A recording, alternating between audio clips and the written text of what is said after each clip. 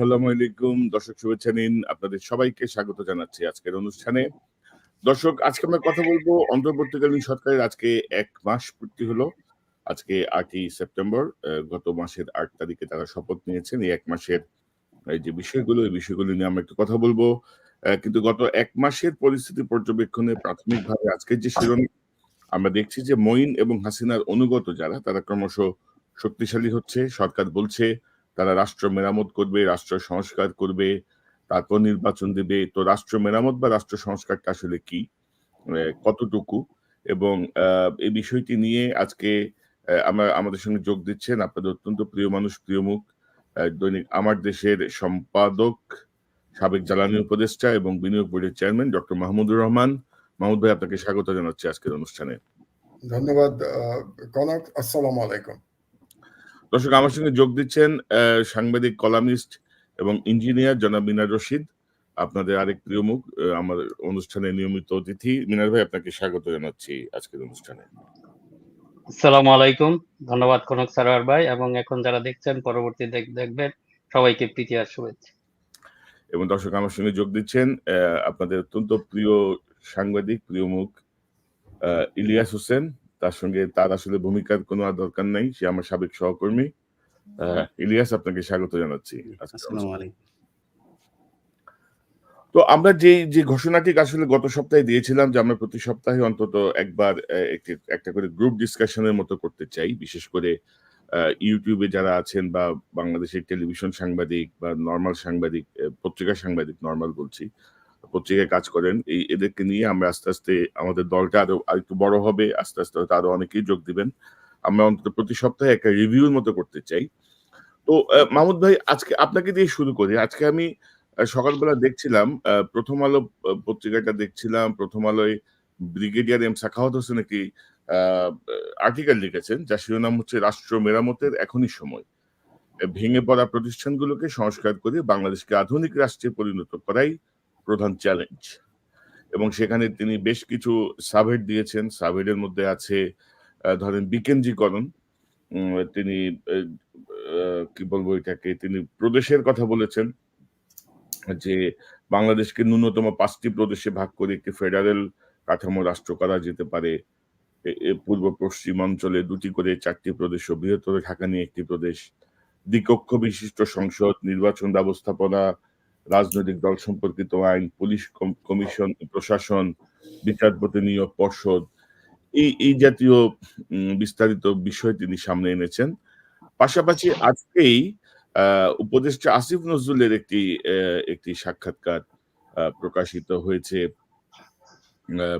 দৈনিক প্রথম আলোতে, এবং সেখানে তিনি বলেছেন নতুন বাংলাদেশ গড়ার সংস্কারের জন্য সময় দিতে হবে। তো মাহমুদ ভাই, আপনি কি মনে করেন এই যে রাষ্ট্র সংস্কার, রাষ্ট্র মেরামত, তারপরে এই যে এম সাখাওয়াত যেটি বলছেন যে 5টি প্রদেশ হবে, প্রশাসন, রাষ্ট্র বিকেন্দ্রীকরণ হবে, বা ইত্যাদি ইত্যাদি, অন্তর্বর্তীকালীন সরকার আসলে কেন, মানে রাষ্ট্র সংস্কার বলতে তারা কি বোঝাচ্ছে, বা এম সাখাওয়াত হোসেনের এই যে আর্টিকেল কিভাবে দেখেন, আপনি কি মনে করেন? প্রথমেই আমি এম সাখাওয়াত হোসেন ভদ্রলোককে এটা একটু জনগণকে মনে করিয়ে দিতে চাই। সাখাওয়াত সাহেব 2008 সালে 1/11 সরকারের সময় তিনি ইলেকশন কমিশনার ছিলেন, এবং বাংলাদেশের যে ভারতীয় সম্প্রসারণবাদ বিস্তার লাভ করলো 1/11 সময় থেকে শুরু করে, এবং এই সরকারের মানে হাসিনার ফ্যাসিস্ট সরকারের পতন পর্যন্ত, এই যে বিস্তার লাভ করলো, এই বিস্তার লাভ করার পেছনে যারা কলকাঠি নেড়েছেন তাদের মধ্যে সাখাওয়াত সাহেব একজন। তিনি কোন কোটায় এই সরকারে উপদেষ্টা হয়েছেন আমি জানি না। ছাত্ররা কি তাকে উপদেষ্টা করেছে? তাকে কি ছাত্র নেতাদের নমিনেশন ছিল তার জন্যে? আমি যতদূর জানি ছাত্রদের তিনি মানে রিপ্রেজেন্ট করেন না, আমি যতদূর জানি, আমি ভুল জানতে পারি। এরপরে আর কারা আছে এই সরকারে? এই সরকারে যদি আমরা দেখি তাহলে 1/11 কিছু লোকজন আছে এই সরকারে, এনজিওর লোকজন আছে, প্রথম আলো ক্যাম্পের লোকজন আছে, এবং ছাত্র নেতারা আছে। তো আমার ব্যক্তিগত ধারণা, সাখাওয়াত সাহেব হয় ইউনূস সাহেব তাকে পছন্দ করেছেন, অথবা প্রথম আলো ক্যাম্প তাকে পছন্দ করেছে। এই সাখাওয়াত সাহেব আজকে রাষ্ট্র মেরামতের কথা বলছেন, তো গত 16 বছর যখন এই রাষ্ট্রকে প্রতিটি আহ, মানে ইনস্টিটিউশন ধ্বংস করা হয়েছে, এই সাখাওয়াত সাহেব কোথায় ছিলেন? তিনি তো বাংলাদেশে বহাল তবিয়তে ছিলেন এবং তাকে কখনো তো আমরা মুখ খুলতে শুনি নাই। এবং তিনি যখনই কথা বলেছেন তার কিছু কিছু লেখা আমি এর আগেও পড়েছি। এক এক মানে আমি দেশ ছাড়ার আগে এক গোল টেবিলে তিনি ছিলেন, আমি ছিলাম সেখানে। প্রত্যেক সময় তিনি দানব ফ্যাসিস্ট শেখ হাসিনাকে অত্যন্ত বিনয়ের সাথে মাননীয় প্রধানমন্ত্রী বলে উল্লেখ করেছেন, তার বক্তব্যে, তার লেখায়, সর্বত্র। এবং আমার তো মনে পড়ে না তিনি কোথাও প্রতিবাদ জানিয়েছেন যে বাংলাদেশ যে ধ্বংস করা হচ্ছে, বাংলাদেশের বিচার বিভাগ, আজকে যে কথা উনি বলছেন, বিচার বিভাগের কথা বলছেন, পুলিশের কথা বলছেন, এবং তিনি আরো কতগুলো কথা বলছেন, যেমন আপনি ফেডারেল গভর্নমেন্টের কথা বললেন, এটা নিয়ে আমি আলাদা বলছি। কাজেই সব মিলে আমি মনে করি যে সাখাওয়াত সাহেব অন্তত বাংলাদেশের এই রাষ্ট্রের কি পরিবর্তন হবে এই বিপ্লবের পরে, এটার তিনি মরাল রাইট রাখেন না। তার সেই মরাল রাইট নাই। তিনি সরকারে এসছেন, তার সৌভাগ্য। তাকে প্রথম আলো ক্যাম্প যদি নিয়ে আসে তাদের প্রতিনিধি হিসেবে, কিংবা ইউনূস সাহেব কোনো বিশেষ কারণে তাকে যদি পছন্দ করে থাকেন, অথবা সেনাবাহিনীর যারা এখনো আপনি যাদের কথা বললেন যে প্রো ইন্ডিয়ান কিংবা প্রো হাসিনা ক্যাম্পের যে সমস্ত লোকজন সেনাবাহিনীতে আছে এখনো, তাদের মধ্যে থেকে তিনি যদি পছন্দসই হয়ে থাকেন তাহলে সেটা আমার জানা নাই। এটা গেল সাখাওয়াত সাহেবের প্রসঙ্গ। এবং এটা আমি আবারও জনগণকে মনে করে রাখতে বলছি এই চরিত্রগুলো সম্পর্কে। মুশকিল হচ্ছে বাংলাদেশের জনগণ মানুষকে খুব তাড়াতাড়ি হিরো বানিয়ে ফেলে, তার অতীত চিন্তা করে না, এবং একটা আবেগের বশবর্তী হয়ে তারা বিভিন্ন কমেন্ট করে ফেলে। এবং তাদেরকে তখন যদি আপনি সাবধান করেন তাহলে তারা বলে যে আপনারা তার নিন্দা করছেন, আপনারা এখনই সমালোচনা করছেন, মাত্র তো 1 মাস গেল, এই ধরনের কথাবার্তা আপনি শুনতে পারবেন। কিন্তু যদি আমরা বারবার ভুল করতে থাকি তাহলে কিন্তু রাষ্ট্রের এই বিপ্লবের সফলতা ধরে রাখা কঠিন হয়ে যাবে। এটা গেল সাখাওয়াত সাহেব সম্পর্কে। আর উনি যেগুলো লিখেছেন তার মধ্যে ফেডারেল গভর্নমেন্টের কথা উনি বলছেন। বাংলাদেশ একটা ছোট্ট দেশ, মাত্র 1,45,000 বর্গ কিলোমিটার এই দেশের আয়তন, ছোট একটা দেশ। এটাকে আপনি ফেডারেল স্ট্রাকচার করবেন, এটাকে প্রদেশ বানাবেন, মানে আরো ইস্যু আপনি তৈরি করবেন। যেখানে ইউনিটির প্রয়োজন সেখানে আপনি বিভাজন তৈরি করবেন। এটা আমার ব্যক্তিগত মতামত। এখন সেই মতামতের সাথে বাংলাদেশের জনগণ কি মনে করবেন আমি জানি না। আপনি দেখেছেন এমনকি ডিস্ট্রিক্ট নিয়েই তো বিভিন্ন রকম মানে বিতর্ক তৈরি হয়ে যায়। তো এখন আপনি প্রদেশের কথা চিন্তা করছেন, তখন আবার প্রদেশের দাবি চলে আসতে শুরু করবে। কাজেই এই ধরনের ইস্যুগুলি তৈরি করার কোনো কারণ আছে বলে আমি মনে করি না। এক। দ্বিতীয়ত, আপনি বর্তমান কনস্টিটিউশনের যে অবস্থা, এই কনস্টিটিউশনে আপনি ফেডারেল গভর্নমেন্ট কিভাবে করবেন? তাহলে কি এই কনস্টিটিউশন আপনারা মানেন না? তাহলে প্রথমেই এই কনস্টিটিউশন আপনারা বাতিল ঘোষণা করতেন বিপ্লবী সরকার করে, যেটা আমি বলেছিলাম। আমি কিন্তু বরাবর এটাকে বিপ্লবী সরকার বলি, তারাই বলছেন এটাকে ইন্টারিম গভর্নমেন্ট, অন্তর্বর্তীকালীন সরকার। আমি কিন্তু প্রথম দিন থেকে বলছি এটা বিপ্লবী সরকার। তো আপনি কনস্টিটিউশন রেখে দিয়ে আপনি কিভাবে তাহলে ফেডারেল গভর্নমেন্টের কথা বলতে পারেন? তাহলে ফেডারেল গভর্নমেন্ট করতে হলে আপনার কনস্টিটিউশন চেঞ্জ করতে হবে। সেই কনস্টিটিউশন চেঞ্জ করার আপনার কোনো বৈধতা কি আছে আপনার? তাহলে আগামী যারা ইলেক্টেড হয়ে আসবে পার্লামেন্টে তারা সিদ্ধান্ত নেবে এটা কি ফেডারেল গভর্নমেন্ট হবে কি হবে না, এটা সিদ্ধান্ত নেবে। আরেকটি কথা আমি বলতে চাই, এটা বলে আমার বক্তব্য শেষ করব, কারণ আরো দুজন আছেন বক্তা। সেটা হলো, আসলে সরকার কয়টা আমাকে বলেন তো? সরকার একটা না সরকার একাধিক? এটা আমার কিছুদিন ধরে আমার এই প্রশ্নটা আমার মাথায় জাগছে। কারণটা হলো, আপনি বলেন যে পুলিশের মধ্যে যারা ক্রিমিনাল, যারা নন ক্রিমিনাল, তারা কেউ আজ পর্যন্ত গ্রেফতার কেন হয় নাই? এটা একটা বড় প্রশ্ন। তারপরে সেনাবাহিনীর মধ্যে যাদেরকে নিয়ে আমরা জানি যে যারা বিগত দানব সরকার শেখ হাসিনার 5 গোলামের ভূমিকা পালন করেছে সেনাবাহিনীর মধ্যে যে সমস্ত জেনারেলরা, তাদের মধ্যে সবাই তো বহাল তবিয়তে আছেন। কারো কারো হয়তো পোস্টিং চেঞ্জ হয়েছে, কিন্তু তারা চাকরিতে আছেন। একমাত্র 2জন লোক আমি মনে করতে পারি যাদেরকে গ্রেফতার করা হয়েছে, একটা হচ্ছে জিয়া আর একটা হচ্ছে সোহেল। এই দুজন ছাড়া সিনিয়র যে সমস্ত জেনারেলরা আমরা জানি যারা হাসিনার সঙ্গে এই রাষ্ট্রবিরোধী কার্যকলাপে জড়িত ছিল, যারা ভারতকে ঢুকিয়েছে বাংলাদেশের ভেতরে, যারা বাংলাদেশকে ভারতের অলিখিত একটা উপনিবেশে পরিণত করেছিল, তাদের কারো বিরুদ্ধে তো অ্যাকশন নেওয়া হয়নি। আমি আপনাদেরকে একটা খবর দেই, আজকেই আমি খবরটা পেয়েছি, আমি জানি না আপনারা শুনেছেন কিনা। এদের মধ্যে থেকে একজন লেফটেন্যান্ট জেনারেল, যার বিষয়ে আপনারা সবাই কথা বলেছেন ভিন্ন ভিন্ন সময়, আমি শুনেছি, সেই লেফটেন্যান্ট জেনারেল নাকি পালিয়ে গেছে। এরকম একটা রিউমার আমি শুনতে পাচ্ছি, আজকে আমি শুনেছি এই রিউমার, এবং সে নাকি ভারতে চলে গেছে। যদি সে পালিয়ে গিয়ে থাকে তাহলে সেনাবাহিনী কি করছিল, আমাদের গোয়েন্দারা কি করছিল, সে কিভাবে পালিয়ে গেল? আচ্ছা, এটা গেল একটা। তার মানে আপনি সেনাবাহিনীর মধ্যে যে রদবদল করার কথা ছিল, এই রদবদল এখনো করা হয় নাই। কেন করা হয় নাই? প্রফেসর ইউনূসের কি সেনাবাহিনীর প্রতি কন্ট্রোল নাই? তিনি কি করতে পারছেন না, না তিনি এটাকে গুরুত্ব দিচ্ছেন না? এটা আমার প্রশ্ন। আর দ্বিতীয় কথা যেটা আর একটা বলা দরকার, যে সেনাবাহিনী নিজেই স্বীকার করেছে যে তারা প্রায় 650 জনকে আশ্রয় দিয়েছিল সেনাবাহিনীর ক্যান্টনমেন্টে তাদের প্রাণ বাঁচানোর জন্য মানবিক কারণে। খুব ভালো কথা, কিন্তু তাদের তালিকা কোথায়? সেই তালিকা কি ইউনূস সাহেব দেখেছেন এখন পর্যন্ত? এবং তারা এই 650 জন কি এখনো ক্যান্টনমেন্টে আছে, নাকি তাদেরকে ছেড়ে দেওয়া হয়েছে? যদি ছেড়ে দেওয়া হয়ে থাকে এবং তাদের মধ্যে যদি ক্রিমিনালরা থাকে, তাহলে সেনাবাহিনী কোন ক্ষমতা বলে তাদেরকে ছেড়ে দিল, যদি না বাংলাদেশে প্যারালাল গভর্নমেন্ট রান করে থাকে? যেমন ধরেন, একজনের এক্সাম্পল আমি দেই, এই দানব সরকারের পররাষ্ট্রমন্ত্রী, সাবেক পররাষ্ট্রমন্ত্রী, কি নাম, হাসান, জি হাসান, কি নাম তার জন্য, হাসান মাহমুদের কথা বলছেন আপনি? হ্যাঁ, তো হাসান মাহমুদ শুনলাম আমি সে ধরা পড়েছে, এটা মিডিয়াতে আসলো। ধরা পড়ার পরে এখন শুনতে পাচ্ছি সে বেলজিয়াম চলে গেছে। কে তাকে বেলজিয়াম দিতে গেল? তাকে কারা ধরলো আর কারা বেলজিয়ামে যেতে দিল? একই ঘটনা আরাফাতের বেলায় হয়েছে, মিডিয়াতে চলে আসলো আরাফাত গ্রেপ্তার হয়েছে, তো সেই আরাফাত আবার ছাড়া পেয়ে গেল কি করে? তাহলে কি সরকার কি দুটো সরকার?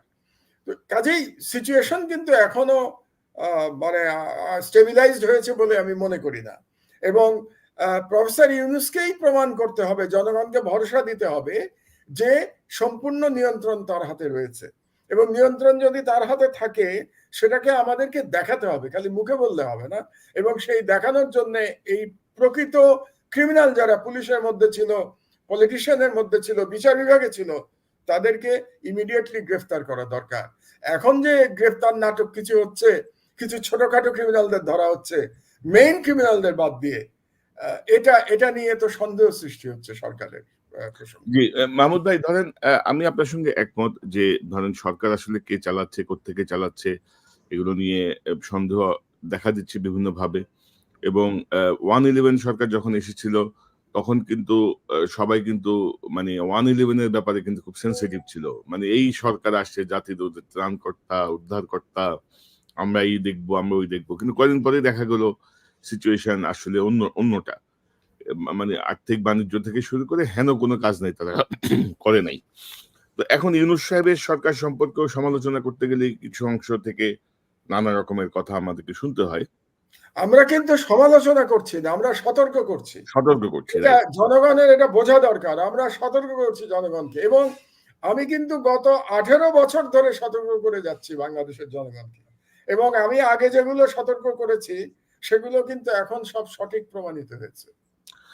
এবং মাহমুদ ভাই, আজকের আরেকটা সাবজেক্ট হচ্ছে আমার, যে মঈন এবং হাসিনার যারা অনুগত ছিল তারা ক্রমশ শক্তিশালী হচ্ছে। এবং আপনি সাখাওয়াত সাহেবের কথা বললেন, 111 এর প্রোডাক্ট, আলী ইমাম মজুমদার আরেকটা প্রোডাক্ট। কিন্তু জনপ্রশাসন নিয়ে সে যা করতেছে এটা একটা মানে বিস্ময়কর আর কি। যেমন ধরেন বেগম খালেদা জিয়ার একান্ত সচিব নুরুল ইসলাম, যে তার সচিবালয়ের ফাইল চুরি করতে যে ধরা পড়ে, মানে ফাইল কপি করে আওয়ামী লীগের কাছে পাঠানোর সময় সে ধরা পড়ে, তাকে বরখাস্ত করা হয়, তাকে সকল সুযোগ সুবিধা সহ আবার পুনর্বহাল করেছে আলী ইমাম মজুমদার। তো আপনি যদি গত 1 মাসের যে সরকার, 1 মাসের এই অন্তর্বর্তীকালীন সরকারের খুব সংক্ষিপ্ত একটা যদি ইয়ে দেন, মানে সংক্ষেপে যদি বলেন যে কি মনে হলো 1 মাসের, মানে মর্নিং শোজ দ্য ডেইজ, 1 মাসে আপনার কাছে কি মনে হচ্ছে? আমি খুব সংক্ষেপে বলি, আগে আমি বেশি সময় নিয়ে ফেলছি, এটা ঠিক হচ্ছে না। আমি শুধু দুটো কথা বলতে চাই। আমার কাছে মনে হচ্ছে এই সরকারের ডাইনামিজমের ঘাটতি আছে। আমাকে লেস ডাইনামিক মনে হচ্ছে, এবং এই সরকারের এক্সপেরিয়েন্সের ঘাটতি আছে, অভিজ্ঞতার ঘাটতি আছে। কাজে আপাতত আমি এই দুটো কমেন্ট করেই আমার বক্তব্য শেষ করছি। তো মিনার ভাই, আপনার আপনার পর্যবেক্ষণটা জানি। মাহমুদ ভাই দিয়ে শুরু করলেন। আপনি কি মনে করছেন, কিভাবে দেখছেন? হ্যাঁ, ধন্যবাদ কনক সরোয়ার ভাই, মাহমুদ ভাই। আমরা রিয়েলি খুব খুশি। আমার মনে হয় যে আমাদের দর্শক শ্রোতা আজকে অত্যন্ত আনন্দিত। আমি তাদের উচ্ছ্বাস দেখেছি বিভিন্ন মন্তব্যে। ইনশাল্লাহ আমরা আশা করবো মাহমুদ ভাই আমাদের সঙ্গে থাকবেন।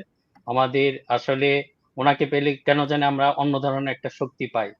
এটা ইনশাল্লাহ আল্লাহ ওনাকে আরো বাঁচিয়ে রাখুক দীর্ঘদিন। আমি একটা কথা বলেছি, ওনাকে অনেক অনেক সময় বলেন বা আমার বয়স হয়ে গেছে, তা আমি বললে যে আল্লাহ যেন আপনাকে সহ আমাদের যতটুকু সময় এই ফেসিবাদ আমাদের জীবন থেকে কেড়ে নিয়েছে, সেই সময়টুকু সেই শক্তিটুকু আল্লাহ যেন আমাদেরকে আবার ফিরিয়ে দেন।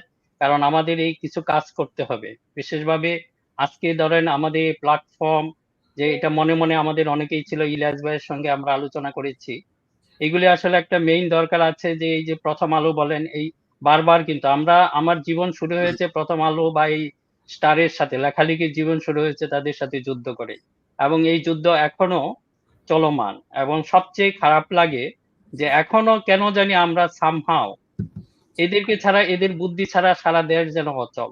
এটা কি আসলেই দরকার আছে? এই যে আলী ইমাম মজুমদার সহ যাদেরকে বলেছে, ওনার বয়স হয়ে গেছে, বয়সের ভারে উনি ক্লান্ত, তারপর আবার তাকেই কেন আবার টেনে আনতে হচ্ছে, এটা আমাদের কাছে স্পষ্ট হচ্ছে না। ডক্টর ইউনূস, আপনার প্রতি আমাদের শ্রদ্ধা রয়েছে।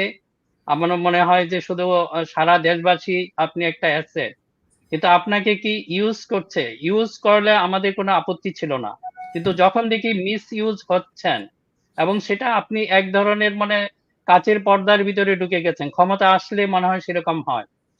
আসিফ নজরুল, যতটুকু মনে পড়ে একসময় আমাদের সহযোদ্ধা ছিলেন, আমরা একই সঙ্গে হয়তো সরাসরি যোগাযোগ না থাকলেও একই টোনে অনেক কথা বলেছি। উনি অনেক সময় একটা আকাঙ্ক্ষা প্রকাশ করেছিলেন মন্ত্রী হলে উনি কি কি করবেন, কিন্তু আসিফ নজরুল ভাই আমরা তো সেটা দেখতে পাচ্ছি না। অন্তত পক্ষে কিছু সময় তখন আপনি অনেক চেঁচামেচি বা অনেক কিছু করেছেন, যে না, যারা ক্ষমতার ভিতরে আছে তারা আমাদের কথাগুলি শুনতে পাচ্ছে না, কিন্তু আমরা জানি না আজকে আপনি আমাদের এই কথাগুলি শুনতে পান কিনা। এটা খুব জরুরি। আগেই বলেছি, মাহমুদ ভাই এখন বলেছেন, আমরা আপনাদের আসলে এমন ভাবে সমালোচনা করতে চাই না যেটা আপনাদের ধ্বংসের জন্য আমরা আসলে চাই না, আপনাদের সংশোধনের জন্য চাই। ফর প্লিজ, গড সে, আমাদের কথাগুলি একটু শুনুন। অন্তত ঘন্টাখানেক সময় বা নষ্ট করে যারা আমরা এগুলি আসলে গঠনমূলক সমালোচনা করি, এগুলি শুনতে চেষ্টা করুন। আর আপনি যে মাহমুদ ভাই যে এটা বললেন যে ফেডারেল যে গভর্নমেন্ট, এটা আমার কাছে একটা ভয়ের কারণ যেটা মনে হয়। কারণ আপনি যদি দেখেন আমাদের শত্রুরা 50 বছর আগেই কিন্তু ডিসাইড করে রেখেছিল আমাদেরকে কোন ভাবে, রুট ম্যাপ কিন্তু তাদের তৈরি ছিল। আমরা কিন্তু সেই রুট ম্যাপেই পা দিয়েছি এবং এই আমরা একটা ধ্বংসের দ্বার প্রান্তে পৌঁছে গিয়েছিলাম। এখনো যদি দেখা যায় তাদের কিন্তু আবার 50 বছরের পরিকল্পনা থাকতে পারে। কারণ federal government is the single ইউনিটের একটা চমৎকার রাষ্ট্র। আপনার কেন আজকে, আমি জানি না কোন ভাষাটা আমি ইউজ করব, কিসের জন্য এটা প্রয়োজন এই ফেডারেল একটা? আমরা সেই আমাদের দিনাজপুরের একটা ছেলের সাথে আমি যে কথাটা বলতাম, কক্সবাজারের একটা মেয়ের বিয়ে হলে দুইটা ফ্যামিলি সম্পূর্ণ মিশে যায়, তাদের কালচারাল কোনো সমস্যা নাই, ধর্মের কোনো সমস্যা নাই। এরকম একটা দেশকে আপনার কিসের প্রয়োজনে ফেডারেল প্রয়োজন আছে? বরং বর্তমানে যে প্রশাসন আছে সেটাকে সক্রিয় করেন, তাকে ফাংশনিং করেন, মেরিট বেসড শুরু করেন। এগুলি তো আপনারা কিছুই করছেন না। এই গত 1 মাসে আপনার খালি বলছেন আমাদেরকে সময় দেন। আপনাদেরকে কিসের? আপনাদেরকে কাজের সময় দিতে পারি, অকাজ বা কুকাজের সময় আমরা কখনোই দিতে পারি না, তাই না? এই দেশটা আমাদের। আমি জানি না আপনারা কাদের প্রতি বিলংস টু হোম, আপনারা এমন কিছু দেখাতে পারেন নাই, কিন্তু এই দেশটা আমাদের। সেই দেশটা আমাদের, আমাদের এই দেশটা আপনারা ছাড়বো না, whoever you are. Doctor Yunus, we have got the due respect, আপনার প্রতি আমাদের সম্মান আছে।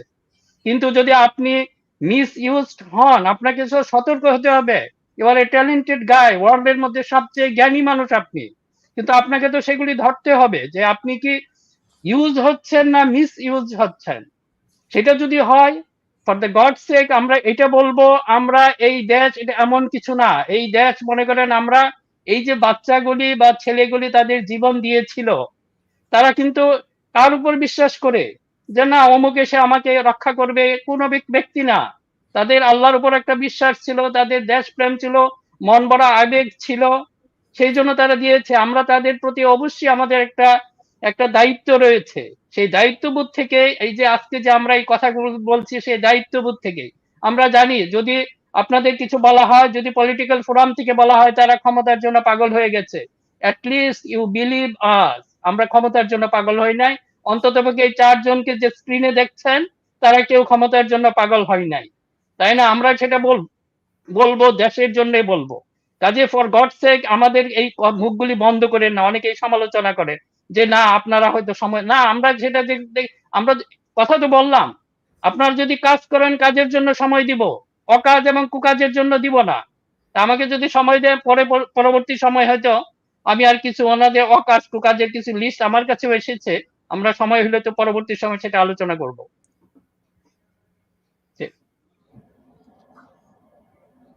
মিনা ভাই, ধরেন ডক্টর ইউনূসের প্রতি আমাদের শ্রদ্ধা আছে, ডক্টর ইউনূসের প্রতি অবশ্যই, আমাদের আস্থা আছে, কিন্তু ওনার সাথে যারা ঢুকেছে কোন পদ্ধতিতে তারা ইন করেছে আমি জানি না। এখন পর্যন্ত আমরা দেখছি অধিকাংশ 111 এর প্রোডাক্ট এবং হাসিনার অনুগত বাহিনীকে তারা আবার মানে প্রমোট করার বা বসানোর চেষ্টা করছে বিভিন্ন ভাবে। তো আমি আবারও আসবো আপনার কাছে। ইলিয়াস, আপনি কি মনে করেন, আপনি কিভাবে দেখছেন এই যে 1 মাসের অন্তর্বর্তীকালীন সরকার এবং আমাদের যে আলোচনাটা শুরু করলাম, আপনার প্রতিক্রিয়াটা একটু জানি। প্রতিক্রিয়া বলার আগে একটু সবাইকে আসসালামু আলাইকুম। মাহমুদ ভাইয়ের যে নুরানি চেহারা, এটা দেখেই বাংলাদেশের সাংবাদিকদেরকে বুঝতে হবে যে আমরা কিন্তু মানে চাইলে এখন অনেক কিছু আমাদের যে সিদ্ধান্তগুলো আমরা যদি নেই সেটা বাস্তবায়ন করার সুযোগটুকু আমাদের আছে। তো ইনশাল্লাহ মাহমুদ ভাই সুস্থ হবেন, আরো আরো আরো এনার্জি নিয়ে দেশে ফিরে যাবেন। আমরা ঠিক অনুষ্ঠানের আগে আলোচনা করছিলাম যে কবে দেশে যাওয়া যায় এসব নিয়ে। তো আমি মনে করি আপনারা অনেকগুলো আলোচনা করেছেন। আমার কাছে যেটা মনে হয়েছে যে এই সরকারের উপদেষ্টা বলেন যাই বলেন, সাংবাদিকদের ঠিক হওয়াটা খুবই জরুরি। এই মুহূর্তে আপনি যদি দেখেন, আমি খুব আশ্চর্য হই, ডিবিসি টেলিভিশনের জাহিদুল আহসান পিন্টু 4 তারিখ পর্যন্ত তারা গণমাধ্যমে যেসব বক্তব্য দিয়েছেন, যেভাবে টক শোতে যেই টোনে তারা কথা বলেছেন, তারা এখন পর্যন্ত বাংলাদেশে প্রকাশ্যে ঘুরে বেড়ায়, এটা আমার কাছে খুব আশ্চর্য মনে হয়। আরটিভির আশিক, আপনার বৈশাখী টেলিভিশনে সন্তোষ চৌধুরী, চ্যানেল আইতে এই যে সোমা, বিএনপি জামাতকে তো দেখতেই পারতো না। বিএনপির লোকজনকে নিয়ে যেভাবে তারা অপমান করতো, অপদস্থ করতো এবং নিজেই আওয়ামী লীগ সেজে যেতেন। ওইদিকে আছে নাজনীন মুন্নি, এরা এখন পর্যন্ত বাংলাদেশে প্রকাশ্যে চলাফেরা করতে পারে, এদেরকে পুলিশও ধরে না, অন্য ছাত্র কারাও কেউ কোনো কিছু বলে না। এটা খুব আমার কাছে আশ্চর্য মনে হয়। তো এদেরকে যদি এইভাবে এখনো সাংবাদিকতা করার সুযোগ দেওয়া হয় তাদের নিয়ন্ত্রণে, আর প্রথম আলো, ডেইলি স্টার এগুলো তো সব সময় ভারতের এজেন্ট বাস্তবায়ন করে, বাংলাদেশের নতুন কোনো কিছু না। তাদেরকে যতদিন কন্ট্রোল করা না যাবে ততদিন পর্যন্ত এই উপদেষ্টা বলেন যাই বলেন এগুলোর সমালোচনা সেইভাবে আসবে না, সেটা সংস্কার করার বিষয়গুলো তখন আলোচনায় আসবে না। আপনি যদি গতকালকের কথা বলি, গত 2 দিন ধরে আমরা জাতীয় সঙ্গীত পরিবর্তনের জন্য একটা মানে ছোটখাটো কি বলবো যে কর্মসূচি শুরু করছি।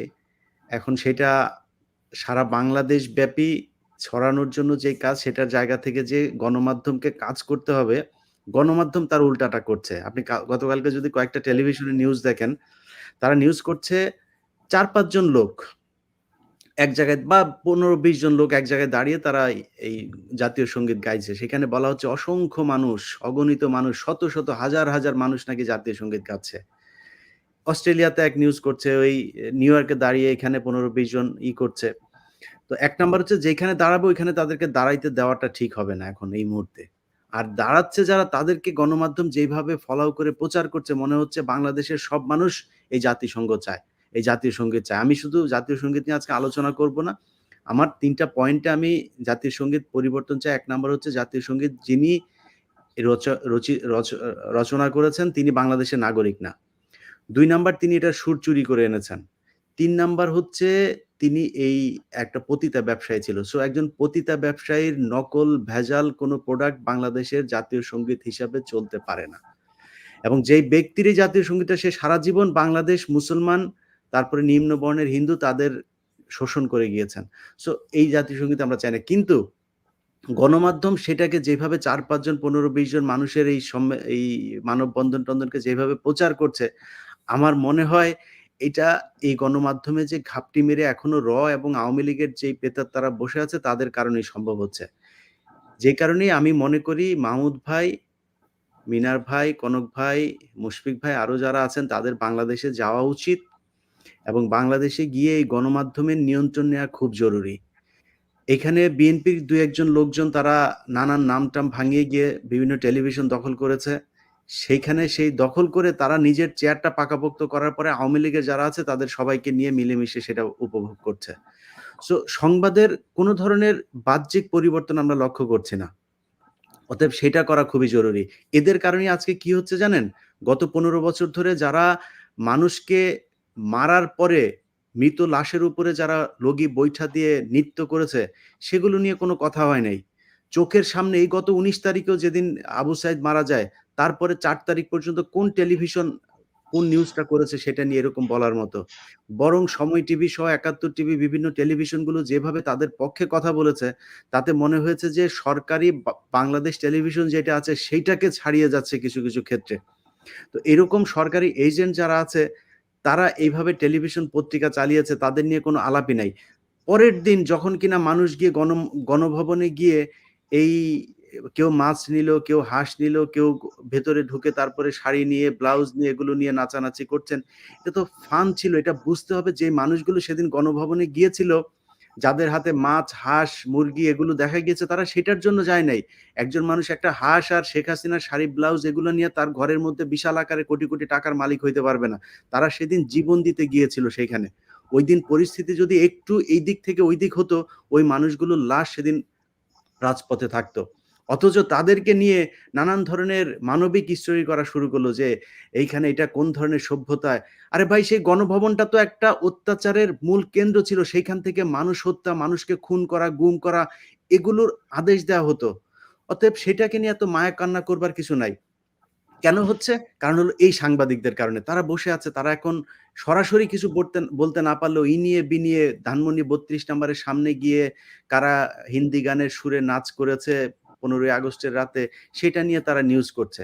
তো আমার মনে হয় আমি শুধু এই জায়গাটাতেই সীমাবদ্ধ থাকি। মাহমুদ ভাই, আপনার কাছে অনুরোধ, আপনি আশা করি দেশে ফিরে যাবেন এবং আমি তো আপনাদের সবার ভেতরের খবরগুলো জানি, যে কারণে কনক ভাইয়ের এই মুহূর্তে যাওয়ার কোনো সম্ভাবনা বোধহয় নাই। মিনার ভাই কি করবেন সেটাও খুব সহসা আমার মনে হয় উনি সেই চিন্তা করছেন না। সো আপনার দিকে তাকিয়ে আপনাকে আমরা নেতা মানি এবং আপনি যাবেন, গিয়ে এই জিনিসগুলো দেখবেন। তাদের সাথে যদি নাকি কোনো ধরনের তারা আপনার সাথে যদি চ্যালেঞ্জ করে, সেটার জন্য যদি মানুষজন প্রয়োজন হয়, ইনশাআল্লাহ বাংলাদেশের সব মানুষ আপনাদের সাথে থাকবে। আরেকটা জিনিস বলে রাখি যে যারা আজকে মায়া কান্না করছেন বিভিন্ন জায়গায়, একজনকে হাফ প্যান্ট পরিয়ে তারপরে আদালতে গিয়ে কাকে ঘুষি মেরেছে, চড় মেরেছে, তাদেরকে বলবো আমাদের এখানে যে ৪ জন মানুষকে এখন দেখা যাচ্ছে, তাদের মধ্যে একজন মাহমুদুর রহমান। এই মাহমুদুর রহমান আদালতে হাজিরা দিতে গিয়েছিলেন। সে হাজিরা দিতে যাওয়ার পরে কুষ্টিয়াতে তাকে কিভাবে রক্তাক্ত করেছিল, সেদিন এই দেশের সেই সাংবাদিকরা কোথায় ছিল, যাদের আজকে এই আদালতে নেয়ার পরে ২-৪টা চড় ঘুষি মারাতে তাদের এত খারাপ লাগছে। সো আমরা কোনো কিছু ভুলি নাই। অতএব আমাদেরকে সাংবাদিকতা শিখাইতে আইসেন না। আপনারা যে কাদের প্রোডাক্ট সেটা আমরা খুব ভালো করে জানি। খুব অল্প কিছুদিন সময় যে যার জায়গা থেকে সরে যান। এখানে বসে সুশীল সাইজা তারপরে এতদিন আওয়ামী লীগের দালালি করে এখন সুশীল সাজার চেষ্টা করবেন, এটা হইতে দেওয়া যাবে না। ওই ভিডিওগুলো এখনো আমাদের কাছে আছে। সময় হইলে আস্তে, আস্তে সবার বাই নেমে এই কি বলে, কি আহসান পিন্টু, জাহিদুল আহসান পিন্টু থেকে শুরু করে রাহুল রাহান, সোমা, তারপরে নাজনীন মুন্নি, সবার জিনিসপত্র আছে। অতএব আমি বিশ্বাস করি যে এদেরকে সরতে হবে এবং বাংলাদেশের সাংবাদিকতা তারাই করবে যারা নিরপেক্ষভাবে যে কোনো পরিস্থিতিতে সরকারের কঠিন দমন পীড়নের সামনে দাঁড়িয়ে ঠিক মাহমুদুর রহমান 2011-12 সালে যেভাবে কথা বলেছে সেভাবে কথা বলতে পারবে, তারাই সাংবাদিকতায় ফিরে আসবে। না ইলিয়াস, আপনি ঠিক বলছেন যে ধরেন সাংবাদিকতায় ধরেন মাহমুদ ভাই তো শুধু হামলা না, মাহমুদ ভাই আমার দেশ যখন বন্ধ করে দেয়া হলো তখন কোনো সাংবাদিকদের মধ্যে কোনো প্রতিক্রিয়া ছিল না, প্রেসে তালা মেরে দেয়া হলো, কারোর মধ্যে কোনো প্রতিক্রিয়া ছিল না।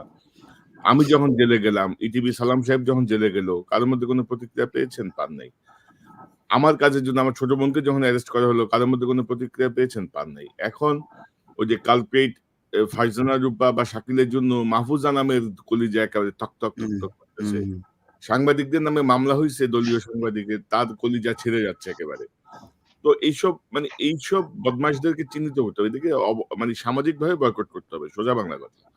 তো এবং আমার মনে হচ্ছে কার্যকর পদক্ষেপ নিতে হবে।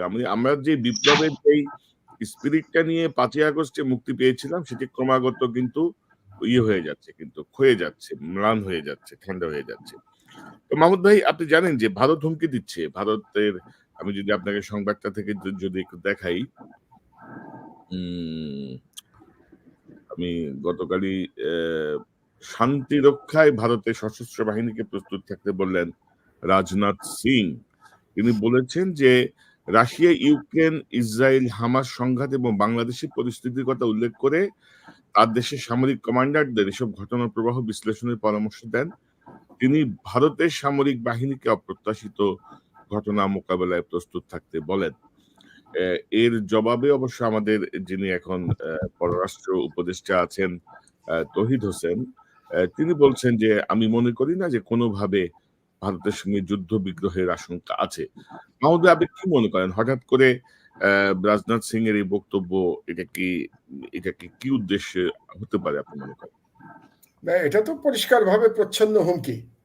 কারণ হামাস ইসরায়েলের যুদ্ধ এবং ইউক্রেন রাশিয়ার যুদ্ধের সাথে বাংলাদেশ প্রসঙ্গ কিভাবে আসতে পারে? রেলিভেন্স কোথায়? এটা কোনো রেলিভেন্সই নাই। রেলিভেন্স একটাই, যে রাজনাথ সিং বাংলাদেশকে হুমকি দিচ্ছেন, তার সেনাবাহিনীর ভয় দেখাচ্ছেন। তো এখানে আমাদের যেটা প্রথম আমার যেটা বক্তব্য সেটা হচ্ছে যে আমাদের যে বিপ্লবের স্পিরিটের কথা আপনি একটু আগে বললেন, বিপ্লবের স্পিরিটটা কি ছিল এটা একটু আমাদের বোঝা দরকার। এটা ছাত্র নেতাদের সাথে কথা বলতে পারলে আমি আরেকটু পরিষ্কার বুঝতে পারতাম যে তারা কি জন্য জীবন দিয়েছে। এভাবে এভাবে একটা দানব সরকারের বিরুদ্ধে কেমন করে তারা দাঁড়াতে পারলো, আবু সাইদরা, মুগ্ধরা, এরা কিভাবে নিজের প্রাণ বাজি রাখতে পারলো, কি স্পিরিটের কারণে। আমি ব্যক্তিগতভাবে মোটামুটি দুটো স্পিরিটকে সামনে আনতে চাই। আমার মনে হয়েছে, আমি জানি না ছাত্র নেতারা, সমন্বয়করা আমার এই বিশ্লেষণের সাথে একমত হবে কিনা। একটা হচ্ছে যে একটা ফ্যাসিস্ট, একটা দানব সরকারকে সরিয়ে মানুষের অধিকার ফিরিয়ে আনা, এটা ছিল একটা তাদের স্পিরিট, এবং এই জন্য তারা জীবন দিয়েছে এবং অন্যেরা জীবন দিতে গেছে। আপনি জানেন যে ইতিমধ্যে আমরা শুনেছি যে 1000-এর উপরে মানুষ, ছাত্র জনতা শহীদ হয়েছে। জনতারও কিন্তু এখানে একটা বিরাট অবদান আছে, আমরা যেন এটা ভুলে না যাই। শুধু ছাত্ররা জীবন দেয় নাই, জনতাও জীবন দিয়েছে। আমার মনে হয় 1000 জনের মধ্যে ছাত্রের সংখ্যা 200 হবে, 800 জন বাকি যারা জীবন দিয়েছে তারা কিন্তু জনতা, খেটে খাওয়া মানুষ, তারা জীবন দিয়েছে এবং তারা নিজেদের অধিকারের জন্য জীবন দিয়েছে, এটা একটা। আর দ্বিতীয় হচ্ছে যে এই যে একটা ফ্যাসিবাদ 16 বছর ধরে আমাদের উপরে এরকম, এটা কেন পারলো তারা? কারণ ভারতীয় আধিপত্যবাদ, ভারতীয় হেজেমনি তাদেরকে সমর্থন করেছে।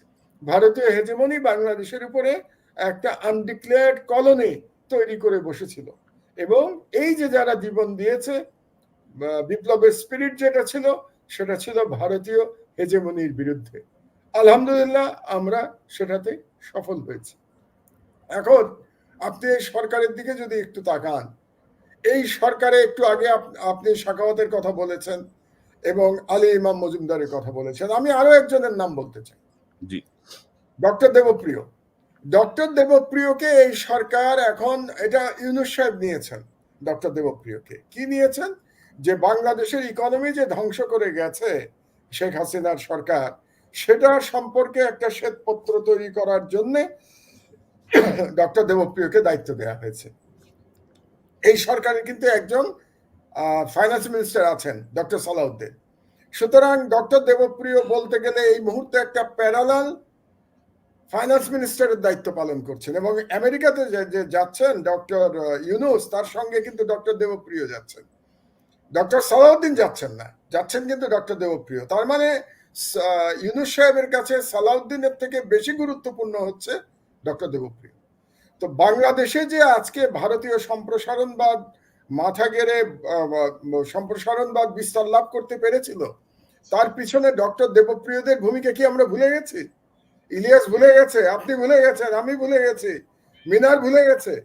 এই যে বাংলাদেশে যে করিডোর দেওয়া হয়েছে, বাংলাদেশে যে বন্দর দিয়ে দেওয়া হয়েছে ভারতকে, এর জন্য যে যে ফিল্ড ক্রিয়েট করার যে কাজটা, এই কাজটা কারা করেছে? ডক্টর দেবপ্রিয়। আপনার মনে আছে 1/11 সরকারের সময় ডক্টর দেবপ্রিয় প্রতি সপ্তাহে কম করে হলেও 2টো সেমিনার করত সব 5 তারা হোটেলে, সোনারগাঁ এবং শেরাটনে। সেই সেমিনারে ডক্টর দেবপ্রিয় কি বলতেন? যে বাংলাদেশকে ট্রানজিট দেওয়া উচিত ভারতকে। ট্রানজিটের জন্য ওকালতি করতেন তিনি দিবারাত্র, এই দেবপ্রিয়। এবং তিনি বলতেন বাংলাদেশ যদি ট্রানজিট দেয় ভারতকে, তাহলে পরে বাংলাদেশ নাকি সিঙ্গাপুর হয়ে যাবে ট্রানজিটের ট্যারিফে, ট্রানজিট থেকে যে টোল পাবে ওই টোল দিয়ে আমরা সিঙ্গাপুর হয়ে যাব।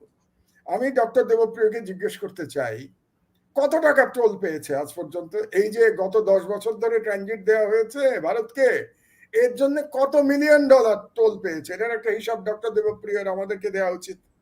এবং যদি আমরা টোল পেয়ে না থাকি, তাহলে ডক্টর দেবপ্রিয়র ক্ষমা চাওয়া উচিত বাংলাদেশের জনগণের কাছে তার 1/11-এর সময় এবং তারও পরবর্তী সময়ে তার রোলের জন্য। তিনি বাংলাদেশকে ভারতের অধীনস্থ করার জন্য যারা যারা কাজ করেছে, তাদের মধ্যে অন্যতম ডক্টর দেবপ্রিয়। তো সেই ডক্টর দেবপ্রিয়কে এই বিপ্লবী সরকার ইকোনমি ঠিক করার জন্য স্পেশালি নিয়োগ দিয়েছে। তো আপনি ভারতের সাথে কি লড়াই করবেন? আপনি ভারতীয় এজেন্টদের সরকারের মধ্যে রেখে আপনি ভারতের সাথে লড়াই করবেন? এটা কি সম্ভব? তো কাজেই আমার যেটা বক্তব্য, যে রাজনাথ সিং আমাদেরকে রীতিমতো হুমকি দিয়েছেন। তিনি ভারতীয় সেনাবাহিনীর ভয় দেখিয়েছেন বাংলাদেশের জনগণকে। আমি শুধু বলতে চাই, বাংলাদেশের জনগণ দেখিয়ে দিয়েছে যে বাংলাদেশে আবু সাইদের মতো মানুষ আছে, তরুণ আছে। যে দেশে আবু সাইদের মতো তরুণ থাকে, সেই দেশকে ভয় দেখিয়ে লাভ নাই। সেই ভয় ডক্টর দেবপ্রিয়রা পেতে পারেন, কিংবা অন্যান্য মন্ত্রী মিনিস্টাররা পেতে পারেন ভারতকে ভয়। যেমন ধরেন, মোদির সাথে নাকি আমি দেখলাম বাংলাদেশ সরকার থেকে রিকোয়েস্ট করা হয়েছে মোদির সাথে একটা মিটিং এর জন্য। এই কাজটা ইউনুস সাহেব কেন করলেন? এবং ভারত বলছে তারা এখনো সিদ্ধান্ত নেয় নাই, কারণ পিটিআই এর সাথে একটা ইন্টারভিউ দিয়েছেন ইউনুস সাহেব। সেই ইন্টারভিউতে নাকি ভারত অপমানিত বোধ করেছে। আমি ওই ইন্টারভিউটা পড়েছি, ভালো হয়েছে, ভালো কথা বলেছেন ইউনুস সাহেব। তো যেখানে ইউনুস সাহেব পিটিআইতে একটা সাহসিকতার সাথে তিনি ইন্টারভিউ দিলেন, তারপরে তিনি আবার মোদির সাথে দেখা করতে চাইলেন কেন? উনি কি মোদিকে বোঝাতে চাইলেন যে আমি ইন্টারভিউ যা দিয়েছি এটা পলিটিক্যাল ছিল, আপনার সাথে আমি সুসম্পর্ক বজায় রাখতে চাই, এরকম দেখাতে চাইলেন উনি? এটা দেখাতে গিয়ে তো উনি বাংলাদেশের দুর্বলতা দেখিয়েছেন, এই সরকারের দুর্বলতা দেখিয়েছেন। এখন মোদি ঠিক করবে, ভারত ঠিক করবে যে ইউনুস সাহেবের সাথে মিটিং হবে কি হবে না। এটা তো উল্টোটা হওয়া উচিত ছিল। মোদির চাওয়া উচিত ছিল প্রফেসর ইউনুসের সাথে ইন্টারভিউ। কারণ বাংলাদেশ আজকে ইন্ডিয়ার ইস্টার্ন থিয়েটারে বাংলাদেশ একটা বড় শক্তি। মিলিটারি দিক দিয়ে বড় শক্তি না হলেও আমাদের 18 কোটি জনগণ আছে, এবং 18 কোটি দেশপ্রেমিক জনগণ একটা বিরাট শক্তি। এই ভারতীয় হেজেমনি নেপালে মার খেয়েছে, শ্রীলঙ্কায় মার খেয়েছে, মালদ্বীপে মার খেয়েছে, 5 লাখ লোক যার জনসংখ্যা। সেখানে বাংলাদেশের 18 কোটি লোককে ধমক দিচ্ছে এই রাজনাথ সিং। এবং এরকম একটা ধমক দেওয়ার পরে বাংলাদেশের যিনি এখন সরকার প্রধান ডক্টর ইউনুস, তিনি মোদির সাথে মিটিং করতে চাচ্ছেন। এটা তো আমার কাছে একটা লজ্জাস্কর ব্যাপার। আমি লজ্জাবোধ করছি এটার জন্য। এবং এর মাধ্যমে ইউনুস সাহেব তার নিজের দুর্বলতা দেখিয়েছেন, বাংলাদেশের দুর্বলতা দেখিয়েছেন। কাজেই ফরেন মিনিস্টার যে বলেছেন, অ্যাডভাইজার, যে যুদ্ধ হবে বলে তিনি মনে করেন না, এটা ভিন্ন বিষয়। যুদ্ধ হবে কি হবে না সেটা পরবর্তী বিষয়, কিন্তু আমাদের প্রস্তুত তো থাকতে হবে। যুদ্ধ হোক না হোক আমাদের প্রস্তুতি নিতে হবে। সুতরাং প্রফেসর ইউনুসের উচিত হবে আর্মিকে নির্দেশ দেয়া যে তোমরা আমাদের ডিফেন্সিভ ফোর্সের জন্য তোমরা রেডি হয়ে যাও। ভারত যদি কোনো অ্যাডভেঞ্চার করতে চায় বাংলাদেশে, তাহলে তাকে প্রতিহত করবার জন্য বাংলাদেশ সেনাবাহিনীকে প্রস্তুতির নির্দেশ দেওয়া উচিত প্রফেসর ইউনূসের। তার মোদির সাথে মিটিং করবার জন্য তার প্রস্তাব দেওয়ার কোনো প্রয়োজন ছিল না। এটা আমি মনে করি তিনি ভুল করেছেন। আর ডক্টর দেবপ্রিয়র মতো লোক, তারপরে আলী ইমাম মজুমদারের মতো লোক, সাখাওয়াতের মতো লোককে পাশে রেখে যদি এই যে ছাত্র সমন্বয়ক যারা আজকে একটা নতুন দল বোধহয় নতুন প্ল্যাটফর্ম গঠন করেছে, তারা যদি মনে করে থাকে, আমি একটু শেষ করে দিই একটা সেন্টেন্স। যে আমি জাস্ট একটা জিনিস যোগ করতে চাচ্ছি মাহমুদ ভাই, মানে আপনার সাথে এটি রিলেটেড হবে, মানে দুটা বিষয় যোগ করতে চাই। একটা বিষয় হচ্ছে যে তারেক রহমান সাহেব বলেছেন যে কিছু রাজনৈতিক দল প্রতিবেশী দেশের ফাঁদে পা দিয়েছে।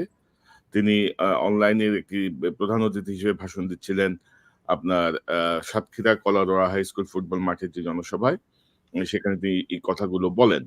তো এর পাশাপাশি ধরেন আমরা যদি দেখি যে 1-11 সরকারের একটা বড় অংশ কিন্তু এখন ডক্টর ইউনূসের সরকারে আছে, এবং 1-11 সরকার ডিপলিটিসাইজেশন করতে চেয়েছিল, এবং এখন কিন্তু আমরা দেখছি যে তাদের কথাবার্তা কিন্তু কিছু আভাস আসছে, নতুন আরেকটা প্ল্যাটফর্মের মতো আসছে। কিংস পার্টি যেমন অতীতে চেষ্টা হয়েছিল, সেরকম হচ্ছে। কিছু কিছু জায়গায় মানে বিএনপির ব্যাপারে নেগেটিভ অ্যাপ্রোচ করা হচ্ছে, এবং আপনি যদি দেখেন যে গত 18 বছরে বিএনপি জামাতের কর্মীদের উপর যে পরিমাণ নিষ্পেষণ, যে পরিমাণ হত্যা চালানো হয়েছে, তো ডিপলিটিসাইজেশনে তাদেরকে আওয়ামী লীগের সঙ্গে এক করে দেওয়ার চেষ্টা হচ্ছে। আওয়ামী লীগ বিএনপি আসলে একই মুদ্রার পিঠ ইত্যাদি ইত্যাদি বলা হচ্ছে। অর্থাৎ ডিপলিটিসাইজেশনের একটা আভাস আমি দেখছি আর কি। একটা মেল ডিপলিটিসাইজেশন এটা পারবে না, এটা সম্ভব হবে না। বাংলাদেশের জনগণ খুব গণতন্ত্র মনস্ক, এবং বাংলাদেশের জনগণ একেবারে সরকারের বিরুদ্ধেও কিন্তু লড়াই করেছিল, এবং এখনো যদি ডিপলিটিসাইজেশনের কেউ চেষ্টা করে তো তার বিরুদ্ধে বাংলাদেশের জনগণ রুখে দাঁড়াবে, আমি এভাবে নিশ্চিত। কিন্তু 11 সরকারের যেটা বললেন আপনি, শুধু যে তাদের অপরাধ ডিপলিটিসাইজেশন ছিল সেটা না, তাদের তার চেয়েও বড় অপরাধ ছিল যে তারা বাংলাদেশের সার্বভৌমত্ব দিল্লির পায়ে বিসর্জন দিয়েছিল 11 সরকার। এটা ছিল আরো বড় অপরাধ তাদের জন্য। এবং তারা যদি আজকে ইউনূস সাহেবকে সাজেশন দেয়, এবং তাদের সাজেশনে যদি ইউনূস সাহেব পরিচালিত হন, তাহলে পরে মানে বিপ্লবের যে স্পিরিটের কথা আপনি বলছিলেন, আমি যখন আপনি আমাকে আটকালেন, যে এই যে সমন্বয়কারীরা, এদের কাছ থেকে আমার জানার ইচ্ছা যে তাদের স্পিরিটের মধ্যে ভারতীয় হেজেমনির সাথে ফাইট করা তাদের স্পিরিটের মধ্যে ছিল কি ছিল না, এটা সম্পর্কে একটা পরিষ্কার ধারণা পাওয়া আমাদের প্রয়োজন। যদি তাদের মধ্যে এই স্পিরিট থেকে থাকে যে ভারতীয় হেজেমনির বিরুদ্ধে আমরা লড়াই করব, বাংলাদেশের সার্বভৌমত্ব আমরা পুনরুদ্ধার করব, এটা যদি তাদের জীবন দেওয়ার অন্যতম উদ্দেশ্য হয়ে থাকে, একটা তো আমি আগেই বলেছি জনগণের অধিকার প্রতিষ্ঠা করা, সেটা তো হয়ে গেছে। দ্বিতীয়ত হচ্ছে যে ভারতীয় হেজেমনির বিরুদ্ধে লড়াই করা যদি তাদের হয়ে থাকে, তাহলে তাদের উচিত হবে দেবপ্রিয় ভট্টাচার্য, আলী ইমাম মজুমদার এবং সাখাওয়াত, ব্রিগেডিয়ার সাখাওয়াত এবং এই জাতীয় 11 সরকারের লোকজন যারা এই সরকারে আছে, তাদের সম্পর্কে সতর্ক থাকা দরকার এই সমন্বয়কারীদেরও, না হলে কিন্তু এই বিপ্লব মাঠে মারা যাবে। আর তারেক রহমান সাহেব যেটা বলেছেন, এ বিষয়ে আমি জানি না উনি কোন রাজনৈতিক দলকে তিনি টার্গেট করে এটা বলেছেন যে প্রতিবেশী রাষ্ট্রের ফাঁদে পাড়া দিয়েছে। কারণ এই প্রতিবেশী রাষ্ট্রের যে বাংলাদেশে তাদের যে কুটোচাল ছিল এই গত 18 বছর ধরে, এটার বিরুদ্ধে আমরা যারা লড়াই করেছি, তারা যখন লড়াই করেছি তখন তারেক রহমান সাহেবের দলের অনেকে কিন্তু আমাদের বিরুদ্ধে কথা বলেছেন।